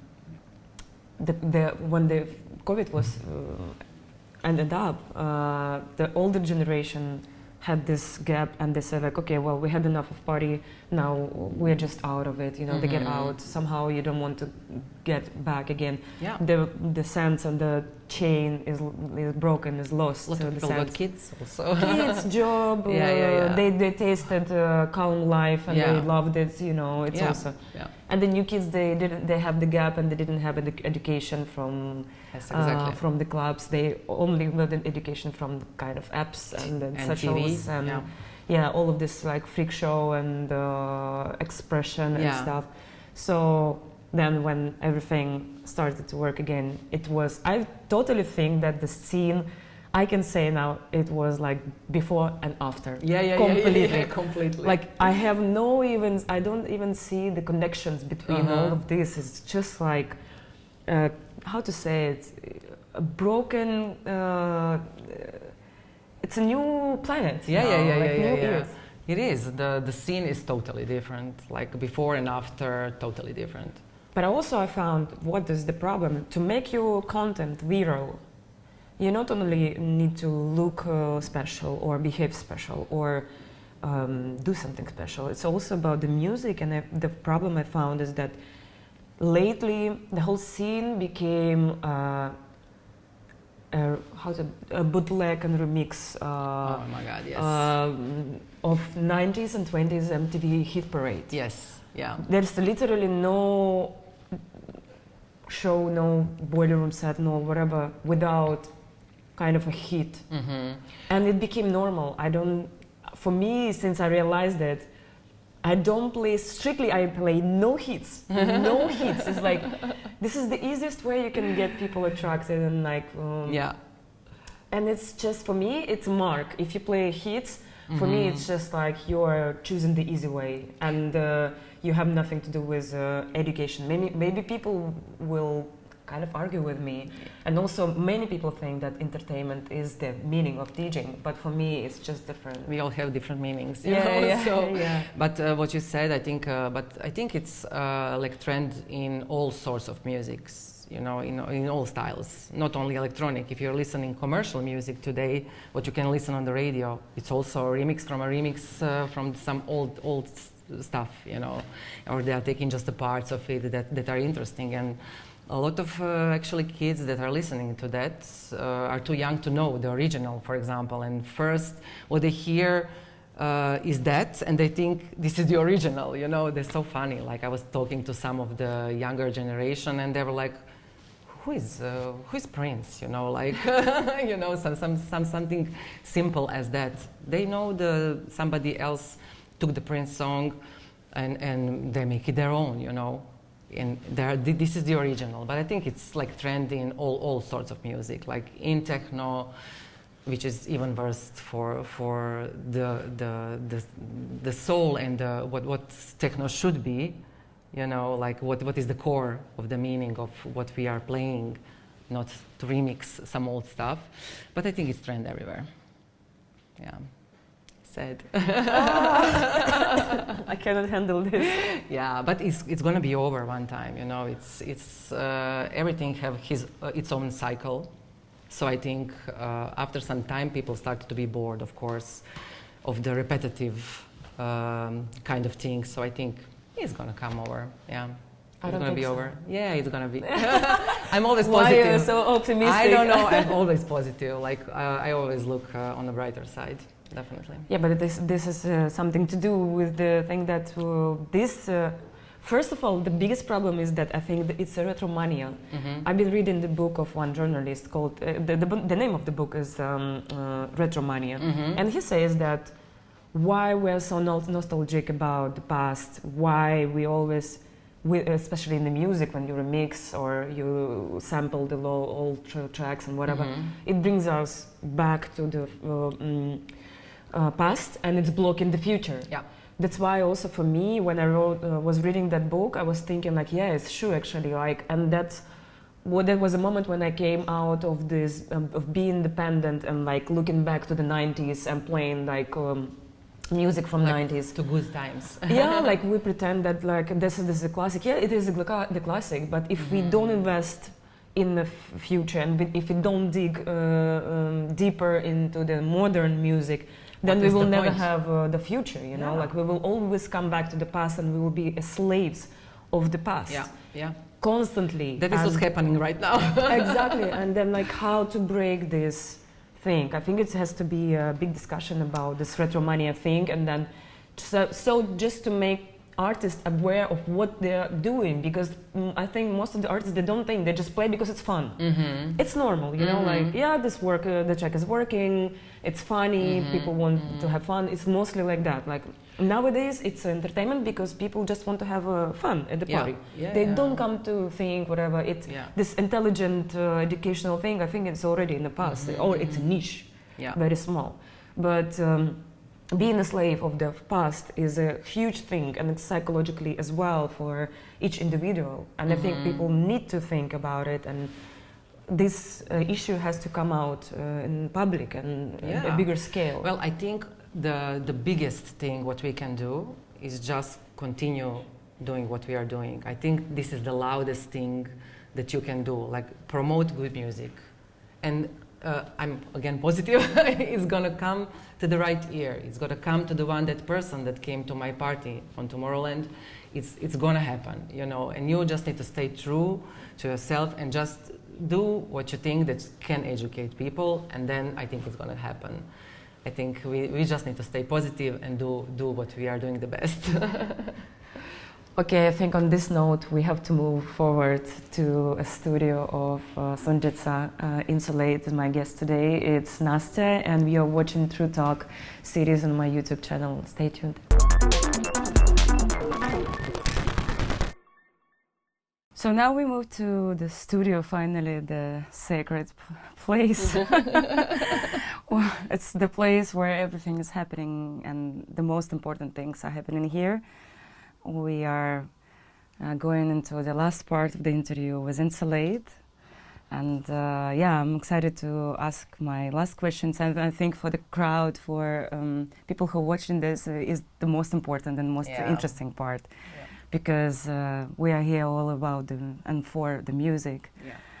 When I was preparing for this interview, I heard that you get into production in the crisis, actually.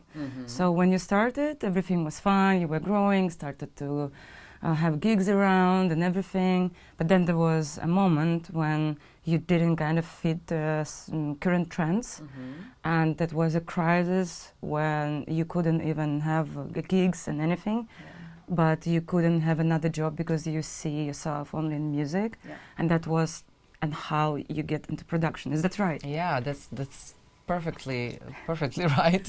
It's maybe the similar crisis as is happening now, you know, with the change of the music and everything. But before then, I really didn't fit into that wave that was happening. It was a lot of tech house, and I didn't find myself into that. I didn't know how to reshape myself to be more appealing to that kind of public. So I was thinking, okay, I really love what I'm doing. I don't want to stop it. I will not quit. I don't have a second option, no matter I finish the college and everything, but I didn't want to work anything else beside the music. So then I started to research about production because I was never producing before. And so it was almost 10 years after my first DJ gig I started to produce. So little by little, with my little home studio, some shitty speakers, like I didn't had any knowledge, and actually I didn't had anyone to ask anything about the production. So I was watching a little bit YouTube tutorials and reading about it and trying it by myself. And little by little I started to produce. So it opened totally new world for me. Because of that, I not only got another chance to survive this crisis, I also found myself the relief where I can put everything what is bothering me.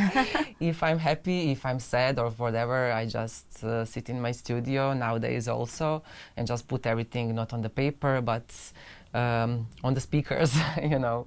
So yeah, it was some kind of relief for me, and it was like my psychotherapy back then. So yeah, it really helped me personally and professionally also. So I'm really grateful that I digged a little bit deeper into what music is and what can I do with the music. So yeah, this is how I started to produce. So you're self-taught? I'm self-taught, yes. And later on, did you visit any courses, or did you ask for any help? So you've done everything by yourself? Like always. I can't You do see this. the pattern now. Yeah. I do everything harder way, and I don't know why. It's true. But for me, it's a big struggle. For example, I feel like a little bit. I got into the series as a DJ, and I feel like I'm ready and I want to move forward. But I have certain barriers and some blocks that stops me, and I feel like I need a provider, I need a teacher, or I need something. Nowadays it's different, you know. Back then, when I was starting, there was not so many courses, so not so many YouTube tutorials. So nowadays you can really use what somebody else is giving you the knowledge. But back then I didn't have anybody to ask because I was pretty secluded here in Osijek. There was one friend that I could send music, and then he said me, okay, you know, you need to work a little bit more on mix of the song. Mix down. Yes, you need to research a little bit about the technical stuff, about sidechain, about this basic stuff that you learn at the beginning. But nobody could tell me that, so he told me this, and then I tried to research by myself. And yeah, it was actually an interesting and funny process, and I appreciate like every step of it. But if I starting today, I will definitely watch some courses, maybe attend some masterclass or something like that, because it's very helpful. It can really speed up the basic knowledge. So you were learning, studying, practicing, doing your thing, developing everything, and then suddenly you feel like, okay, I recorded some nice tracks. How did you sign it? How did you sign the first record? Well, I was first very shy. Of course, when you start to produce, I don't think you should put immediately your music on, because it's not good. You know, when I'm listening to my first tracks now, it's like, it's really not good. But after a few years, I need a few years to craft my knowledge, because of course everything went so slow because I was self-learned. After a few years I decided, okay, I have really good tracks and I will send it to one of the Portuguese label. It was Monocline, and actually they were first one who released my EP. Why there? I don't know, I really love the sound of the label. It was something between minimal and techno. Is the same as I was making music back then, and I think it really fit my sound, and I got connection with the guys, and I sent them a music and they really like it. So it was my first release. I was super proud of it, and then the whole world opened up after that. They called me to Portugal to play there, you know, and then words started to go around, and it just opened the new territory for me to be active. So yeah, it was really interesting, and But I needed a few years to craft it and then to deliver my first EP. And to be confident about the sound that you want to... I'm never really confident, like 100% about what I'm doing. I'm always questioning, but I love to finish tracks. So it's like the thing that like a lot of producers leave stuff unfinished, and I love to finish it, no matter how it is, no matter is it going to be released or not, will I send it to someone or not. I love to finish it. I love to have the finished work, and then maybe after a year I could go back to that, and then okay, now see, I need to do this or that, you know. Okay. So you said the project, you mean? Like Yeah. So I finished the track, and then after that, when I listen to it, when you learn something and during the time, and you're always learning, you see, okay, now I can fix that, or I was doing this wrong, you know, and then you put it into your next work, something better. What is more you have, unreleased tracks or released tracks? Unreleased tracks, of course. You keep it for yourself? I have like a million. Like if I show you my folders, it's like crazy. I have it on hard drives. It's like millions of tracks, you know. But how do you decide what you're gonna send to the labels and as demo? Like what? Because for example, me as a label owner, I always ask people to send me everything that they have, the artists, because they never know what I'm gonna like from further. For sure. They think one thing, like for example, I oftenly experience. But it was same with us also. I Yeah, sent it's you like some tracks, and you know, I thought, okay, she will like this for sure. Exactly. And it was totally opposite. Like I experienced it with most of the artists. So how do you decide what you want to send?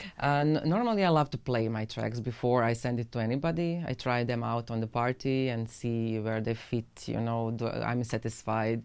I'm looking at the reaction of the people, and then I send it. But sometimes you are really wrong about what will somebody like. Yeah. Like a label owner, it's the same with me. I'm also a label owner, and normally people send me like, I don't know, some tracks, and they say the same, like, oh, okay, we thought that you're gonna like this, but I loved some other tracks. So yeah, it's like different ear hear stuff differently. And yeah, it's super strange how, for example, when I was sending tracks to you, also it was I thought that you're gonna love the tracks that was for me the one that I love to play the most, and in the end you decided to take something totally opposite. Why did you decide to send me a demo?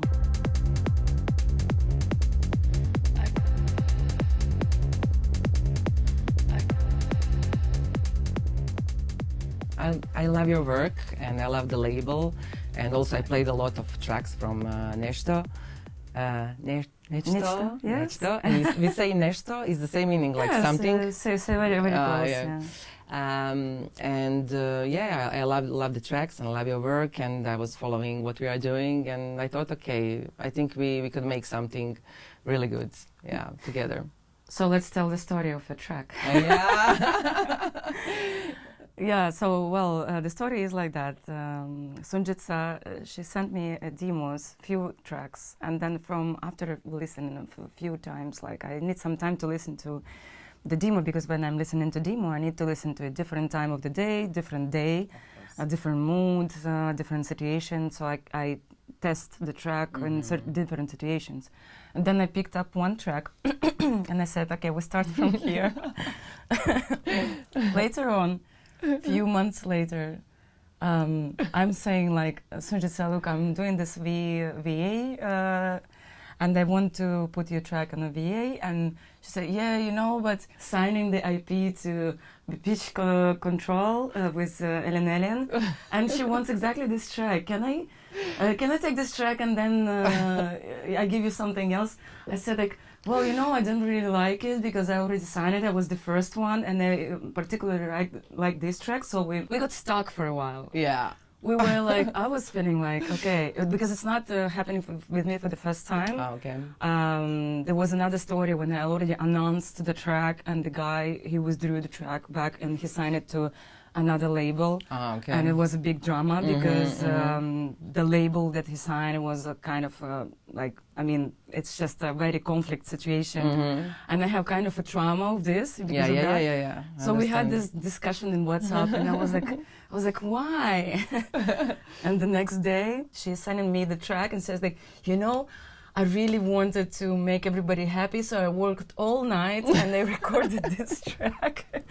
I think that this track is gonna fit your label. And I listened to it, and actually, yes, you were right. It fit much better to the VA than the track that I liked. So you really made it, which is very rare, you know. First of all, I respect you because you made an effort. You was really into the find a solution, which is tells a lot about you in my eyes, you know. Like I can see you that, okay, she's serious, she's taking it seriously, she's it's important for her, and yeah, that was a big thing to me, for me to see in your personality. And yeah, we really managed that. Tell me your kind of side of the story. Yeah, I was really ashamed by it. For me, it was totally unprofessional. But the thing was that I sent the demos to you and to Ellen, you know, and she was like picking the tracks a long time. And it was like this and that, and I sent her many tracks also, as I sent to you. And in the same time, both of you decide about the same track. And I was like, oh, you know, I was so mad, not on you, but on me, you know, that this is happening, because I don't work normally like that. But it happened like that, and it was, I said to myself, okay, I will now make the best track. I will listen to the label, like listen to what is saying to me, like what kind of track it should be, you know, for you. And I really worked all night. I know that I was sending you like early in the morning, I send you the track, and I was like, okay, I really hope that you're gonna like it, because I really think I nailed it, you know, and it was perfect track for one night. Yes. It's crazy what hard work can do, but I'm like that. If I'm determined and if I have the goal, you know, I really go toward that, and this was the case. And I'm really happy that you actually love the track, and I also love it, and I play it all the time. And yeah, it was like it also bad times gave me some extra push, you know. So it was the same with when I started to produce. It was the same with opening the label, and now it's the same when I need to make something right. I really love to do it, and I'm very professional about what I'm doing. So for me, the word and what we are talking about, the business, is everything. So yeah, I really wanted to make it right, and I'm really happy that you like it. Yes. And I couldn't sleep. I didn't sleep all night. I was finishing the track, and then I know that we were talking, and I said to you, now I can go sleep. I will go to work again then. Yeah, you know. that was, yeah, it was very surprising, you know, like really cool. Thank you. That was, yeah, honestly. Thank you. And I'm happy to have you as a part of this VA. Me and that's too. why we're making this interview. And probably when this interview is out, the record is already also out, so you can buy it on Bandcamp of Nechto Records or any other shop. But let's talk also about your label. My baby. Yeah, you started in 2015. Yes. I started in 2000. Tell me about it. I started in 2050. I opened it with my ex-partner, and together we wanted to like change the situation, what was going on currently in Croatia. There was not so much techno, and that is why we named the label Out of Place, because we felt like that in that time. We felt like there is nothing for us, but we want to change it, and we felt like everybody is looking us like we are from the other world. So yeah, we opened the label. At the beginning, it was only vinyl label, but later on and later on also my partner and I split up, and he opened his own label, and I left my baby to me. And first it was vinyl label, then I started to get so much promos demos that were really, really good, but I don't have money to print everything. And in that time it was specifically bad because printing of records were lasting like for 6, 7, 8 months because it was oversaturated with the vinyl production.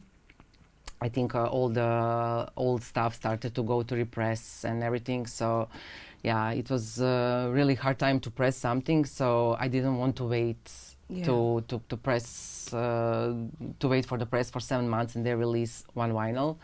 Then I decided to open also digital sector of the out of place. And actually then it started to bloom because I could give opportunity to learn a lot of young people and young producers to showcase their work. And I'm really, really happy because some of the first releases from nowadays really good producers were actually on Out of Place. As Ani, as Sarah J, as Kashpitsky also was one of the first steps, was also on my label. I also had a Rob Ranger, and it was all in the beginning of their career. So I'm really, really happy. And still, the main goal of my label is to give young producers push. Also, I love to include some very well-known producers to give their remix for their tracks. So like that, I had a Tencel, for example, and many others to help to give them bigger spot.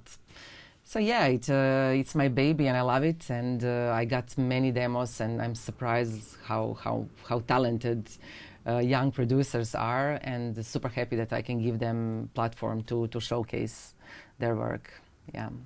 I also remember that you mentioned that you finished your album and you're releasing it soon on your label as well. Yes, I finished it. This is my second album. First one is here on the wall. And it was Order is Chaos. Order is Chaos, yeah. It was my first album. I released it in 2019. Also on your label? Yes, it was double vinyl. And after that, after 1 year, 1.5 years, I released remixed part. And actually I had like a list of amazing producers remixing my album as Ben Sims, Amotic, like really, really good names. And yeah, it was really interesting project. Both were on the vinyl, and also this one album I also plan to release on a double vinyl. But double vinyl, only your album, of course, with your tracks. But do you plan to also to make another remixed release? Yes. Yes, I think so. Yeah, I think it's a nice story, you know, to showcase your work. So after now 5 years, I decided to make a new album, and I think I'm ready again to do it, as I need much more time to release first one. I need some time also for this second one, and I think it's nice to see from the eyes of the others when they're remixing your tracks, how they see it. So it's very interesting for me. I really, really love that project, and to choose people that I really respect and also that I'm friends with. I love to work with. I love to keep it in the family somehow. How to say it? It's not about the names. It's not about to get more sellings. You know, it's about to make a story complete. So it's like something like that. Yeah. Well, the album is a big work. Are these both albums, the 5 years ago and upcoming one, are they then dance floor oriented, or it's like a mix of works, different kind of genres? Yeah, this one styles? was much more like a mix of everything, and also a mix of the styles, because I wanted to showcase how I was developing during the years. So I wanted to take something that was, for example, in the beginning of my career, where I was maybe more melodic, or after that, where I was more minimal, and after that, where I was more straight on techno. I wanted to include everything. So it's like my little story of my career. The first one. The second one is more that it's more maybe dance floor oriented, but also have many functional tracks. You know, so it's something that I am today. Okay. This was like a story of me, who I become in all these years, and this is what I am today. Especially because nowadays, as we spoke before, I really love this time because it reminds me on my beginnings, and I really enjoy in this kind of music what is happening right now. So, yeah, it is like some kind of showcase of my work. Great. Good luck with your album. Thank you. I'm excited to hear it. Thank you.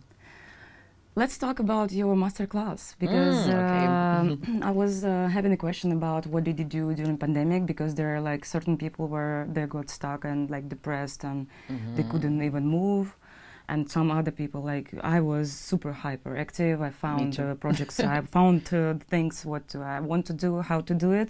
So I realized that you also started your masterclass during pandemic because you got stuck in Croatia and finally you got some time. So I was wondering, how did you actually build up the course, like the masterclass?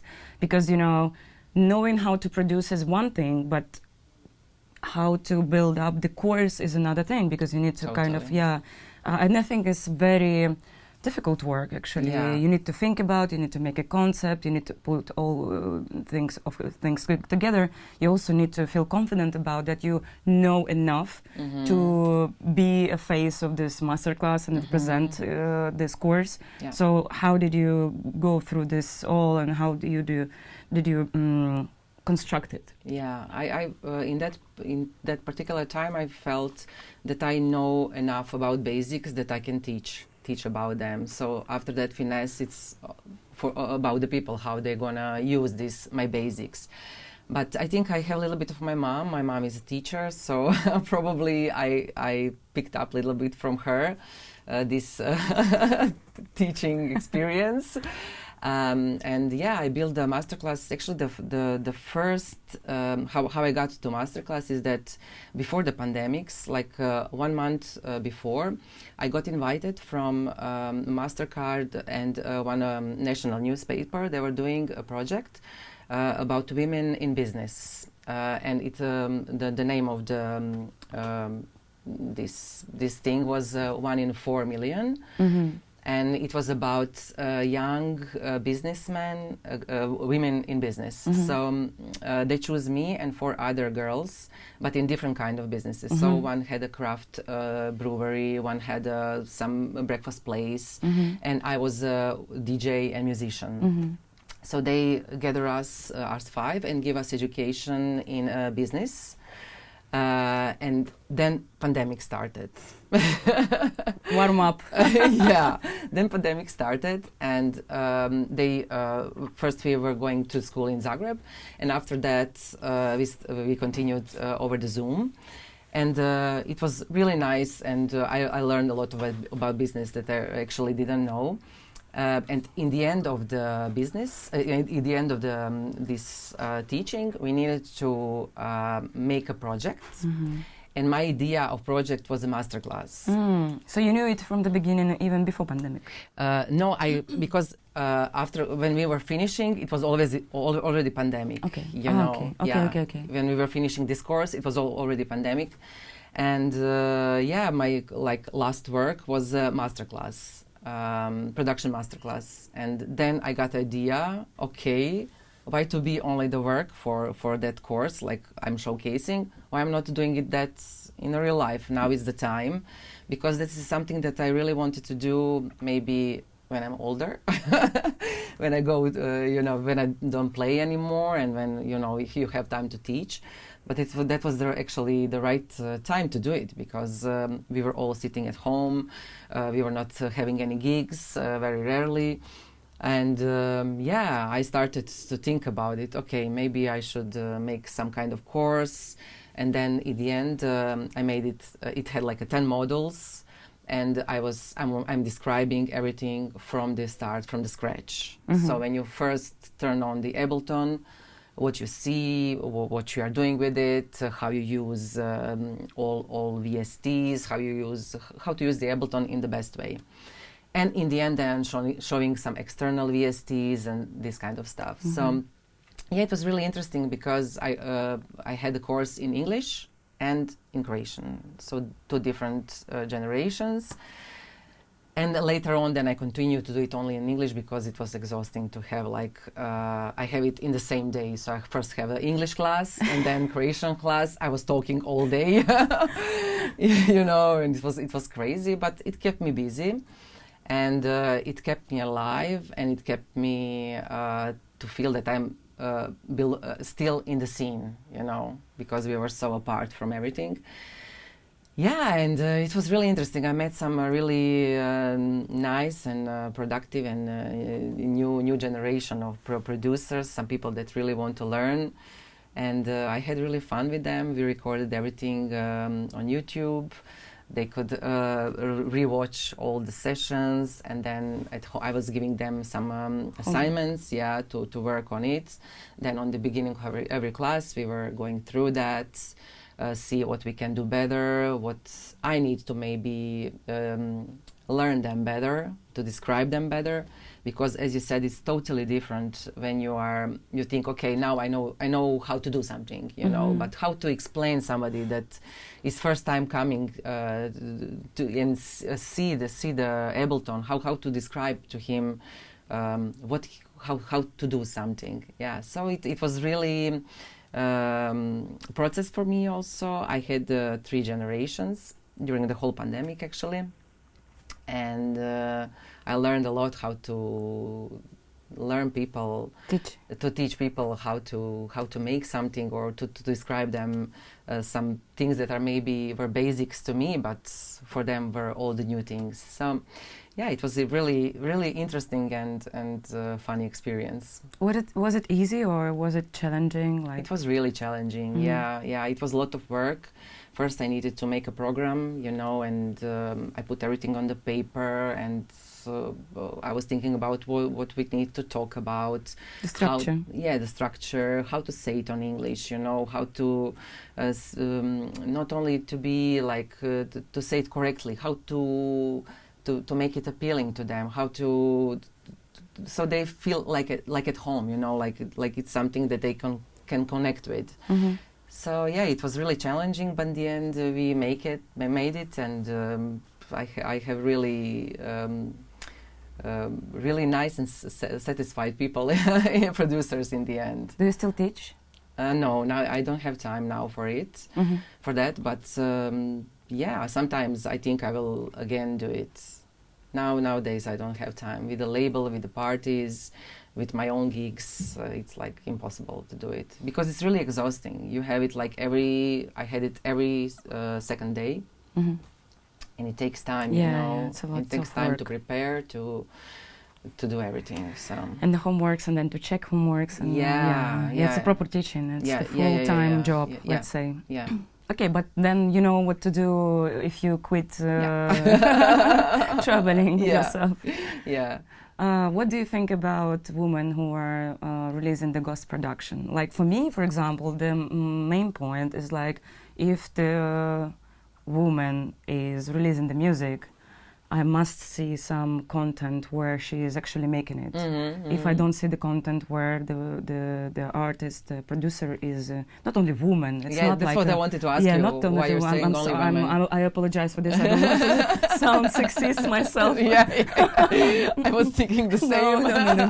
No, but it's because I actually know some men who is doing the same. Yeah, but the thing is why I said woman is because it's the main how to say a prejudice and first controversy against women that we don't trust you, we don't believe you that you made this track because we never saw you working in a studio, you know? Yeah. So what do you think about it? Like, I mean, I think it's essential to actually show how you work in the studio. Otherwise, who can believe? Well, I had the same thing. You know, when I was with my ex-boyfriend, he was also a DJ and producer, and no matter he started like 10 years after me, you know, everybody was still talking about how he's making my tracks, you know, and this doesn't have sense, you know. He didn't release nothing in a long time, and then like everybody was talking like he's making tracks for me, and there's no sense at all. It's supposed to be the opposite, you know, not. But I'm a woman, and it's like normal to talk about that because it's still that thought that we were speaking before, that a woman can be successful or smart or, you know, it's crazy. I don't know.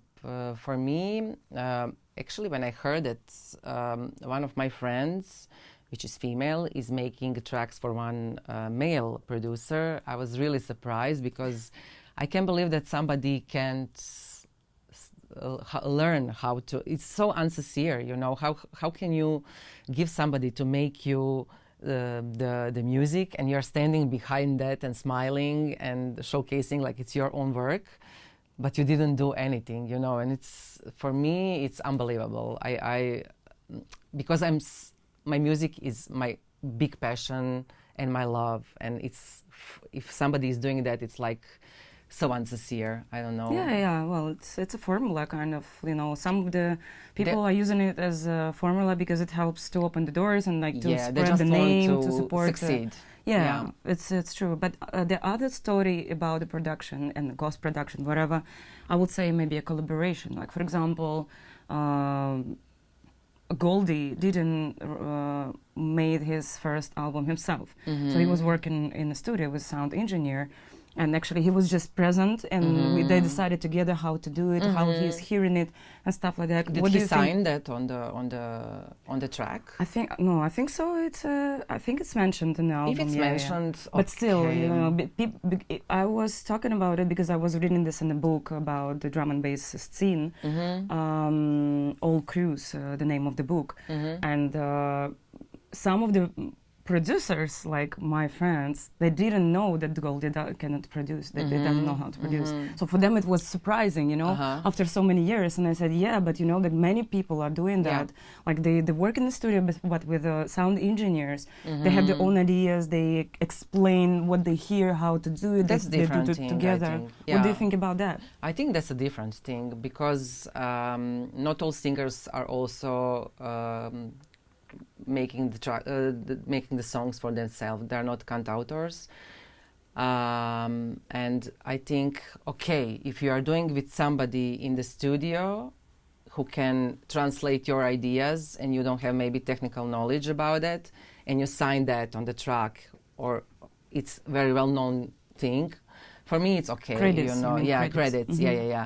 But if you are using somebody as a ghost producer, and then mention the name, and not mention the name, just telling that you are doing everything by yourself, I think that is not right. Okay. Yeah, because I have released some music from my name. I didn't mention the people who helped me. So that's why I did it like a couple of times, and I said like, no, I cannot do this. I need to learn myself. Otherwise, I will just continue with DJing and not pretend that I've done something in the studio. That's so nice from you that you said that, actually. Yeah, because I mean, it's just the truth. It's also an experience, you know. I tried it. And the thing is that it doesn't work. In my case, it doesn't work because I don't believe in it. Like, you can't stand behind that 100%, or you are totally fake, you know, and you can do it. The thing is that the only thing work where you put your energy, where the energy is. And if you didn't make the track, you feel there is something wrong, and then the energy is wrong. So this music will never spread around, you know, unless you have like perfect, expensive PR or management, whatever. If you're a big artist, like well, we are all here for different reasons, you know. That is also, you know, for some people doesn't care. They just want to be successful. I would, for example, million times stand by my work that is maybe not perfect and maybe not the best that somebody can do, but it's my work, and I will stand by it. And it developed through the times, and if I need 20 years to get to perfect me in production, I will do it every time, because it's also the fun, you know. Fun is in learning and enjoying that time and process. In process, that is the most important thing, not the main goal that you want to achieve.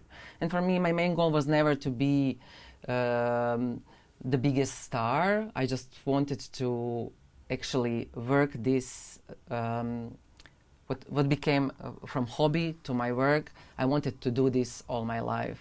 This is my main goal. I want to do this all my life so I can live from this, and success will come or not. It depends on me. How much will I work, you know? But I'm not like, I would never sign somebody else's track under my name. Never. Yeah, because you can do it yourself. You Yeah. don't need to do that. How about mix down? Because I know that some of the people, they make kind of like, you know, the lines, the tracks, the instruments, and then they send it to other person, and the other person is making the mix down. That is like, okay. Because some of the producers, they think it's not okay. Like they feel like it's also the part that they need to do themselves to in terms that of this all of this like frequencies, the balance, and the mix down. I think it's also personal. I always do it by myself. It's my personal choice. But to be honest, I don't have anything against that. I love to make mistakes by myself or to learn something from that. I never sent anybody to make my mix down.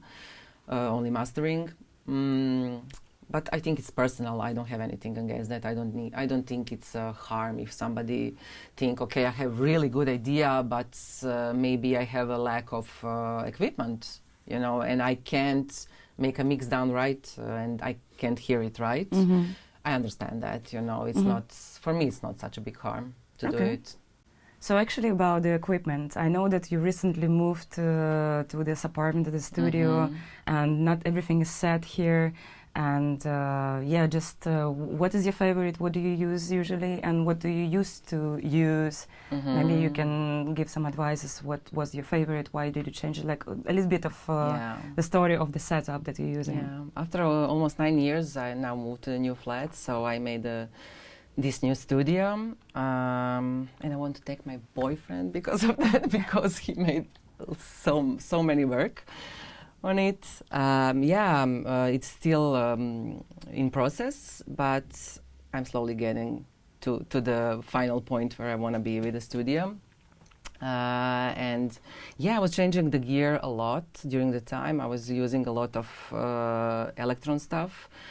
Analog rhythm, analog 4. Now I still have octatrack here, and I sold a lot of equipment during the pandemics because actually I started to work with a lot of production, a lot of VST, how to say it? Plugins. With the software. Yes. The digital, you mean? But a lot of people were sending me their VSTs and their software, so I started to use it. And then I got, I started to use it and I say, okay, I really like this software and I can find myself better maybe here. And started to use a lot of VSTs in my production, and I sold some of the gear. I'm a little bit sorry about that now, but then I thought, okay, it was also a hard time because of the money and everything, so yeah, I really need it. But slowly now I'm started to get everything back. Now I'm loving this Korg. I bought this Volca, and it's really small and handy, and I really love to play with it. This pushes with me all the time. I really love it. I use it a lot. So this is one is with me a long time. Yeah, and I have also octatrack here, and I got some nice keyboards now for the birthday. Yesterday, yeah. So it's on and off with everything. But I use a lot of VSTs. Would you ever consider playing live set? Yes, actually, I was thinking about that. That's also why I saved this octatrack for me. And yes, this is actually the plan, what I want to do. Okay, the next goal. Yeah, this is the next goal, what I want to do to develop my live act. Because as I said to you, I have millions of projects, and I could really use them in my live set. So yeah, this is something that I really wanted to do in the future. I wish you good luck with that, and Thank I think you. the future is about the live acts, because live act is the only way to express yourself as an artist, as a true artist, because there are more and more DJs, and this will be like opening your door to the level where you'll be like untouchable, you know, like you think so? you will be very unique and you know playing only your stuff. And I hope you can make it in the best way. Oh, thank you. I really hope. I think I still need to learn a lot to go to that point. It's a different story. Yeah, but I already tried. Well, I wanted to develop it during the pandemics because I was doing some really cool stuff for my album with one singer from Zagreb, Sara Renar, and we done a few tracks together for my album, and later on we released one vinyl together. And I really loved the stuff because it was more experimental, dark. It was totally something different that I was actually doing by myself. And then I was thinking, okay, maybe I should include her also in that and start to develop my live act and her as a singer. So that was the main thing that we started to think, to thought about in pandemics. And then everything started, you know. And you got busy again. And I got busy again. But I think it's going to come naturally. I don't want to push anything. So amazing. That's very exciting to me, for me to hear. Yeah, and it was amazing for me to finally collaborate with somebody because I'm doing everything by myself. And this was the first time, okay, let's try this. And I really love it. She came to my studio, the old one, and we put microphones and her guitars because she also playing guitar. And it was totally different to collaborate than with somebody. And for me, it was also like really refreshing.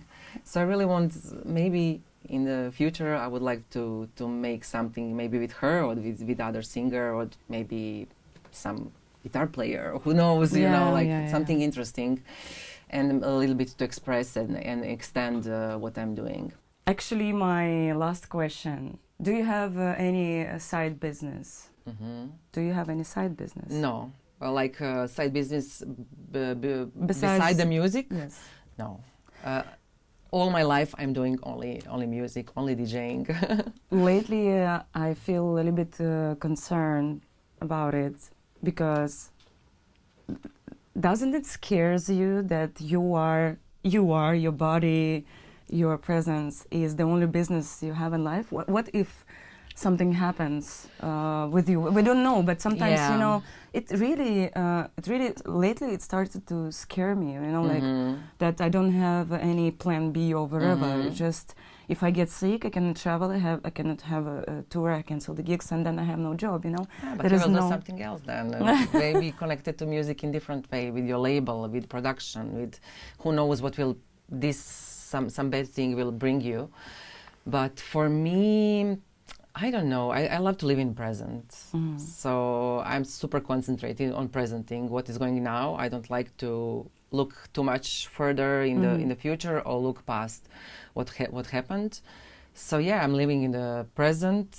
And if something like that come, as pandemic came, and I was then super worried, but I found a solution. What we'll do actually in the pandemics, in the end, I worked the most.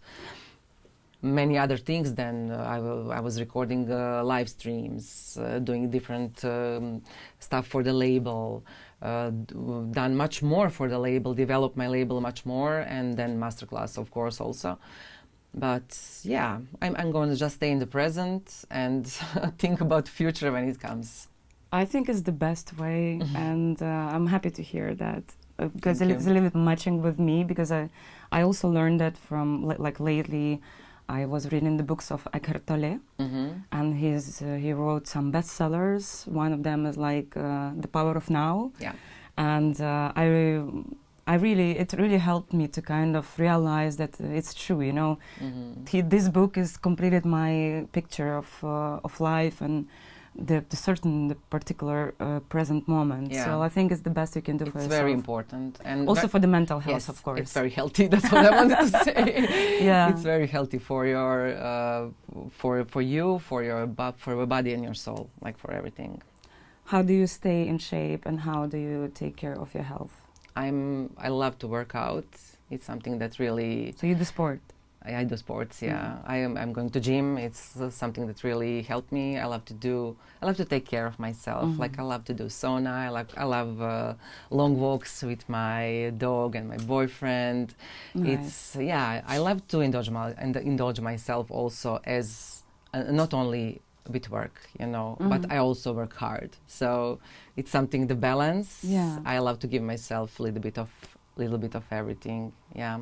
And also psychologist is very good thing. Do you visit? Yeah, I was visiting before much more. For me, it's a must. Yes, after pandemics, I was visiting psychologist like regularly, and then at one point she told me like, I think you're fine. You're fine now. Please come whenever you want. Call me whenever you need. But for now, I think we are just like two friends on coffee, you know, and you done your work, and I felt, of course, ready. After pandemics, I was seriously messed up and burned out from the work, and it was a horrible time for me. A lot of things happened in personal life also, so it was like I was all around the place. I could cry all the time, you know, and she helped me really a lot. Yeah, I'm doing that since 2015, and lately, since the Russian invasion in Ukraine, I wouldn't survive without the help. I don't know why people are normally very ashamed to do it. Like in Croatia, it's still like a little bit of shame if you're going to psychologist. I don't know why is that. You know, it's. Yeah, I think it's because of the stereotype that if you visit a psychotherapist or psychologist, then you are sick or you are not normal, whatever. Crazy, it's just a stereotype, I think. Yeah. But I hope that with the new generation, like for example, with my daughter, I'm always like offering her like if you ever face any problems. Difficulties, I can always help you with that. Call my psychotherapist. They already met each other. So I feel like she said she doesn't think it's weird or whatever. So I think we should educate our children and new generation that this is actually like visiting dentist. It's one of the. It has to be a program. You need to do it. And we need to speak openly about it. And hope maybe somebody will look at us now and think, okay, maybe I should also go and do that. Well, it was a pleasure to spend a day with you. You are a really good example in all of the directions that I look, and I respect you a lot, and thanks for being you. Thank you. Good luck with your album and label. Thanks for the track for Nechto, and I hope like one day we'll release the EP and a bigger project. And wish you good luck with your life set as well, with your future goals. Thank you. And plans and whatever you imagine. Thank you. And thank you for coming to Osijek. It was my big pleasure to have you. Thanks. Well, thank you for watching. I really loved this one. It was a natural flow. It was very easygoing. I hope it's not too much of content because I'm afraid you're not going to finish to watch it. But still, if you like Insolate, if you like her work, you can now buy the record on Nechto that we just released. Various artists, 6 different tracks, very nice design, and all the tracks are different as I am as a DJ, because this is what I represent as a label owner. And I hope you find something for yourself and you check more music from Sunčica. Thank you so much. Stay tuned. It was Nastia and Insolate for True Talk. Bye.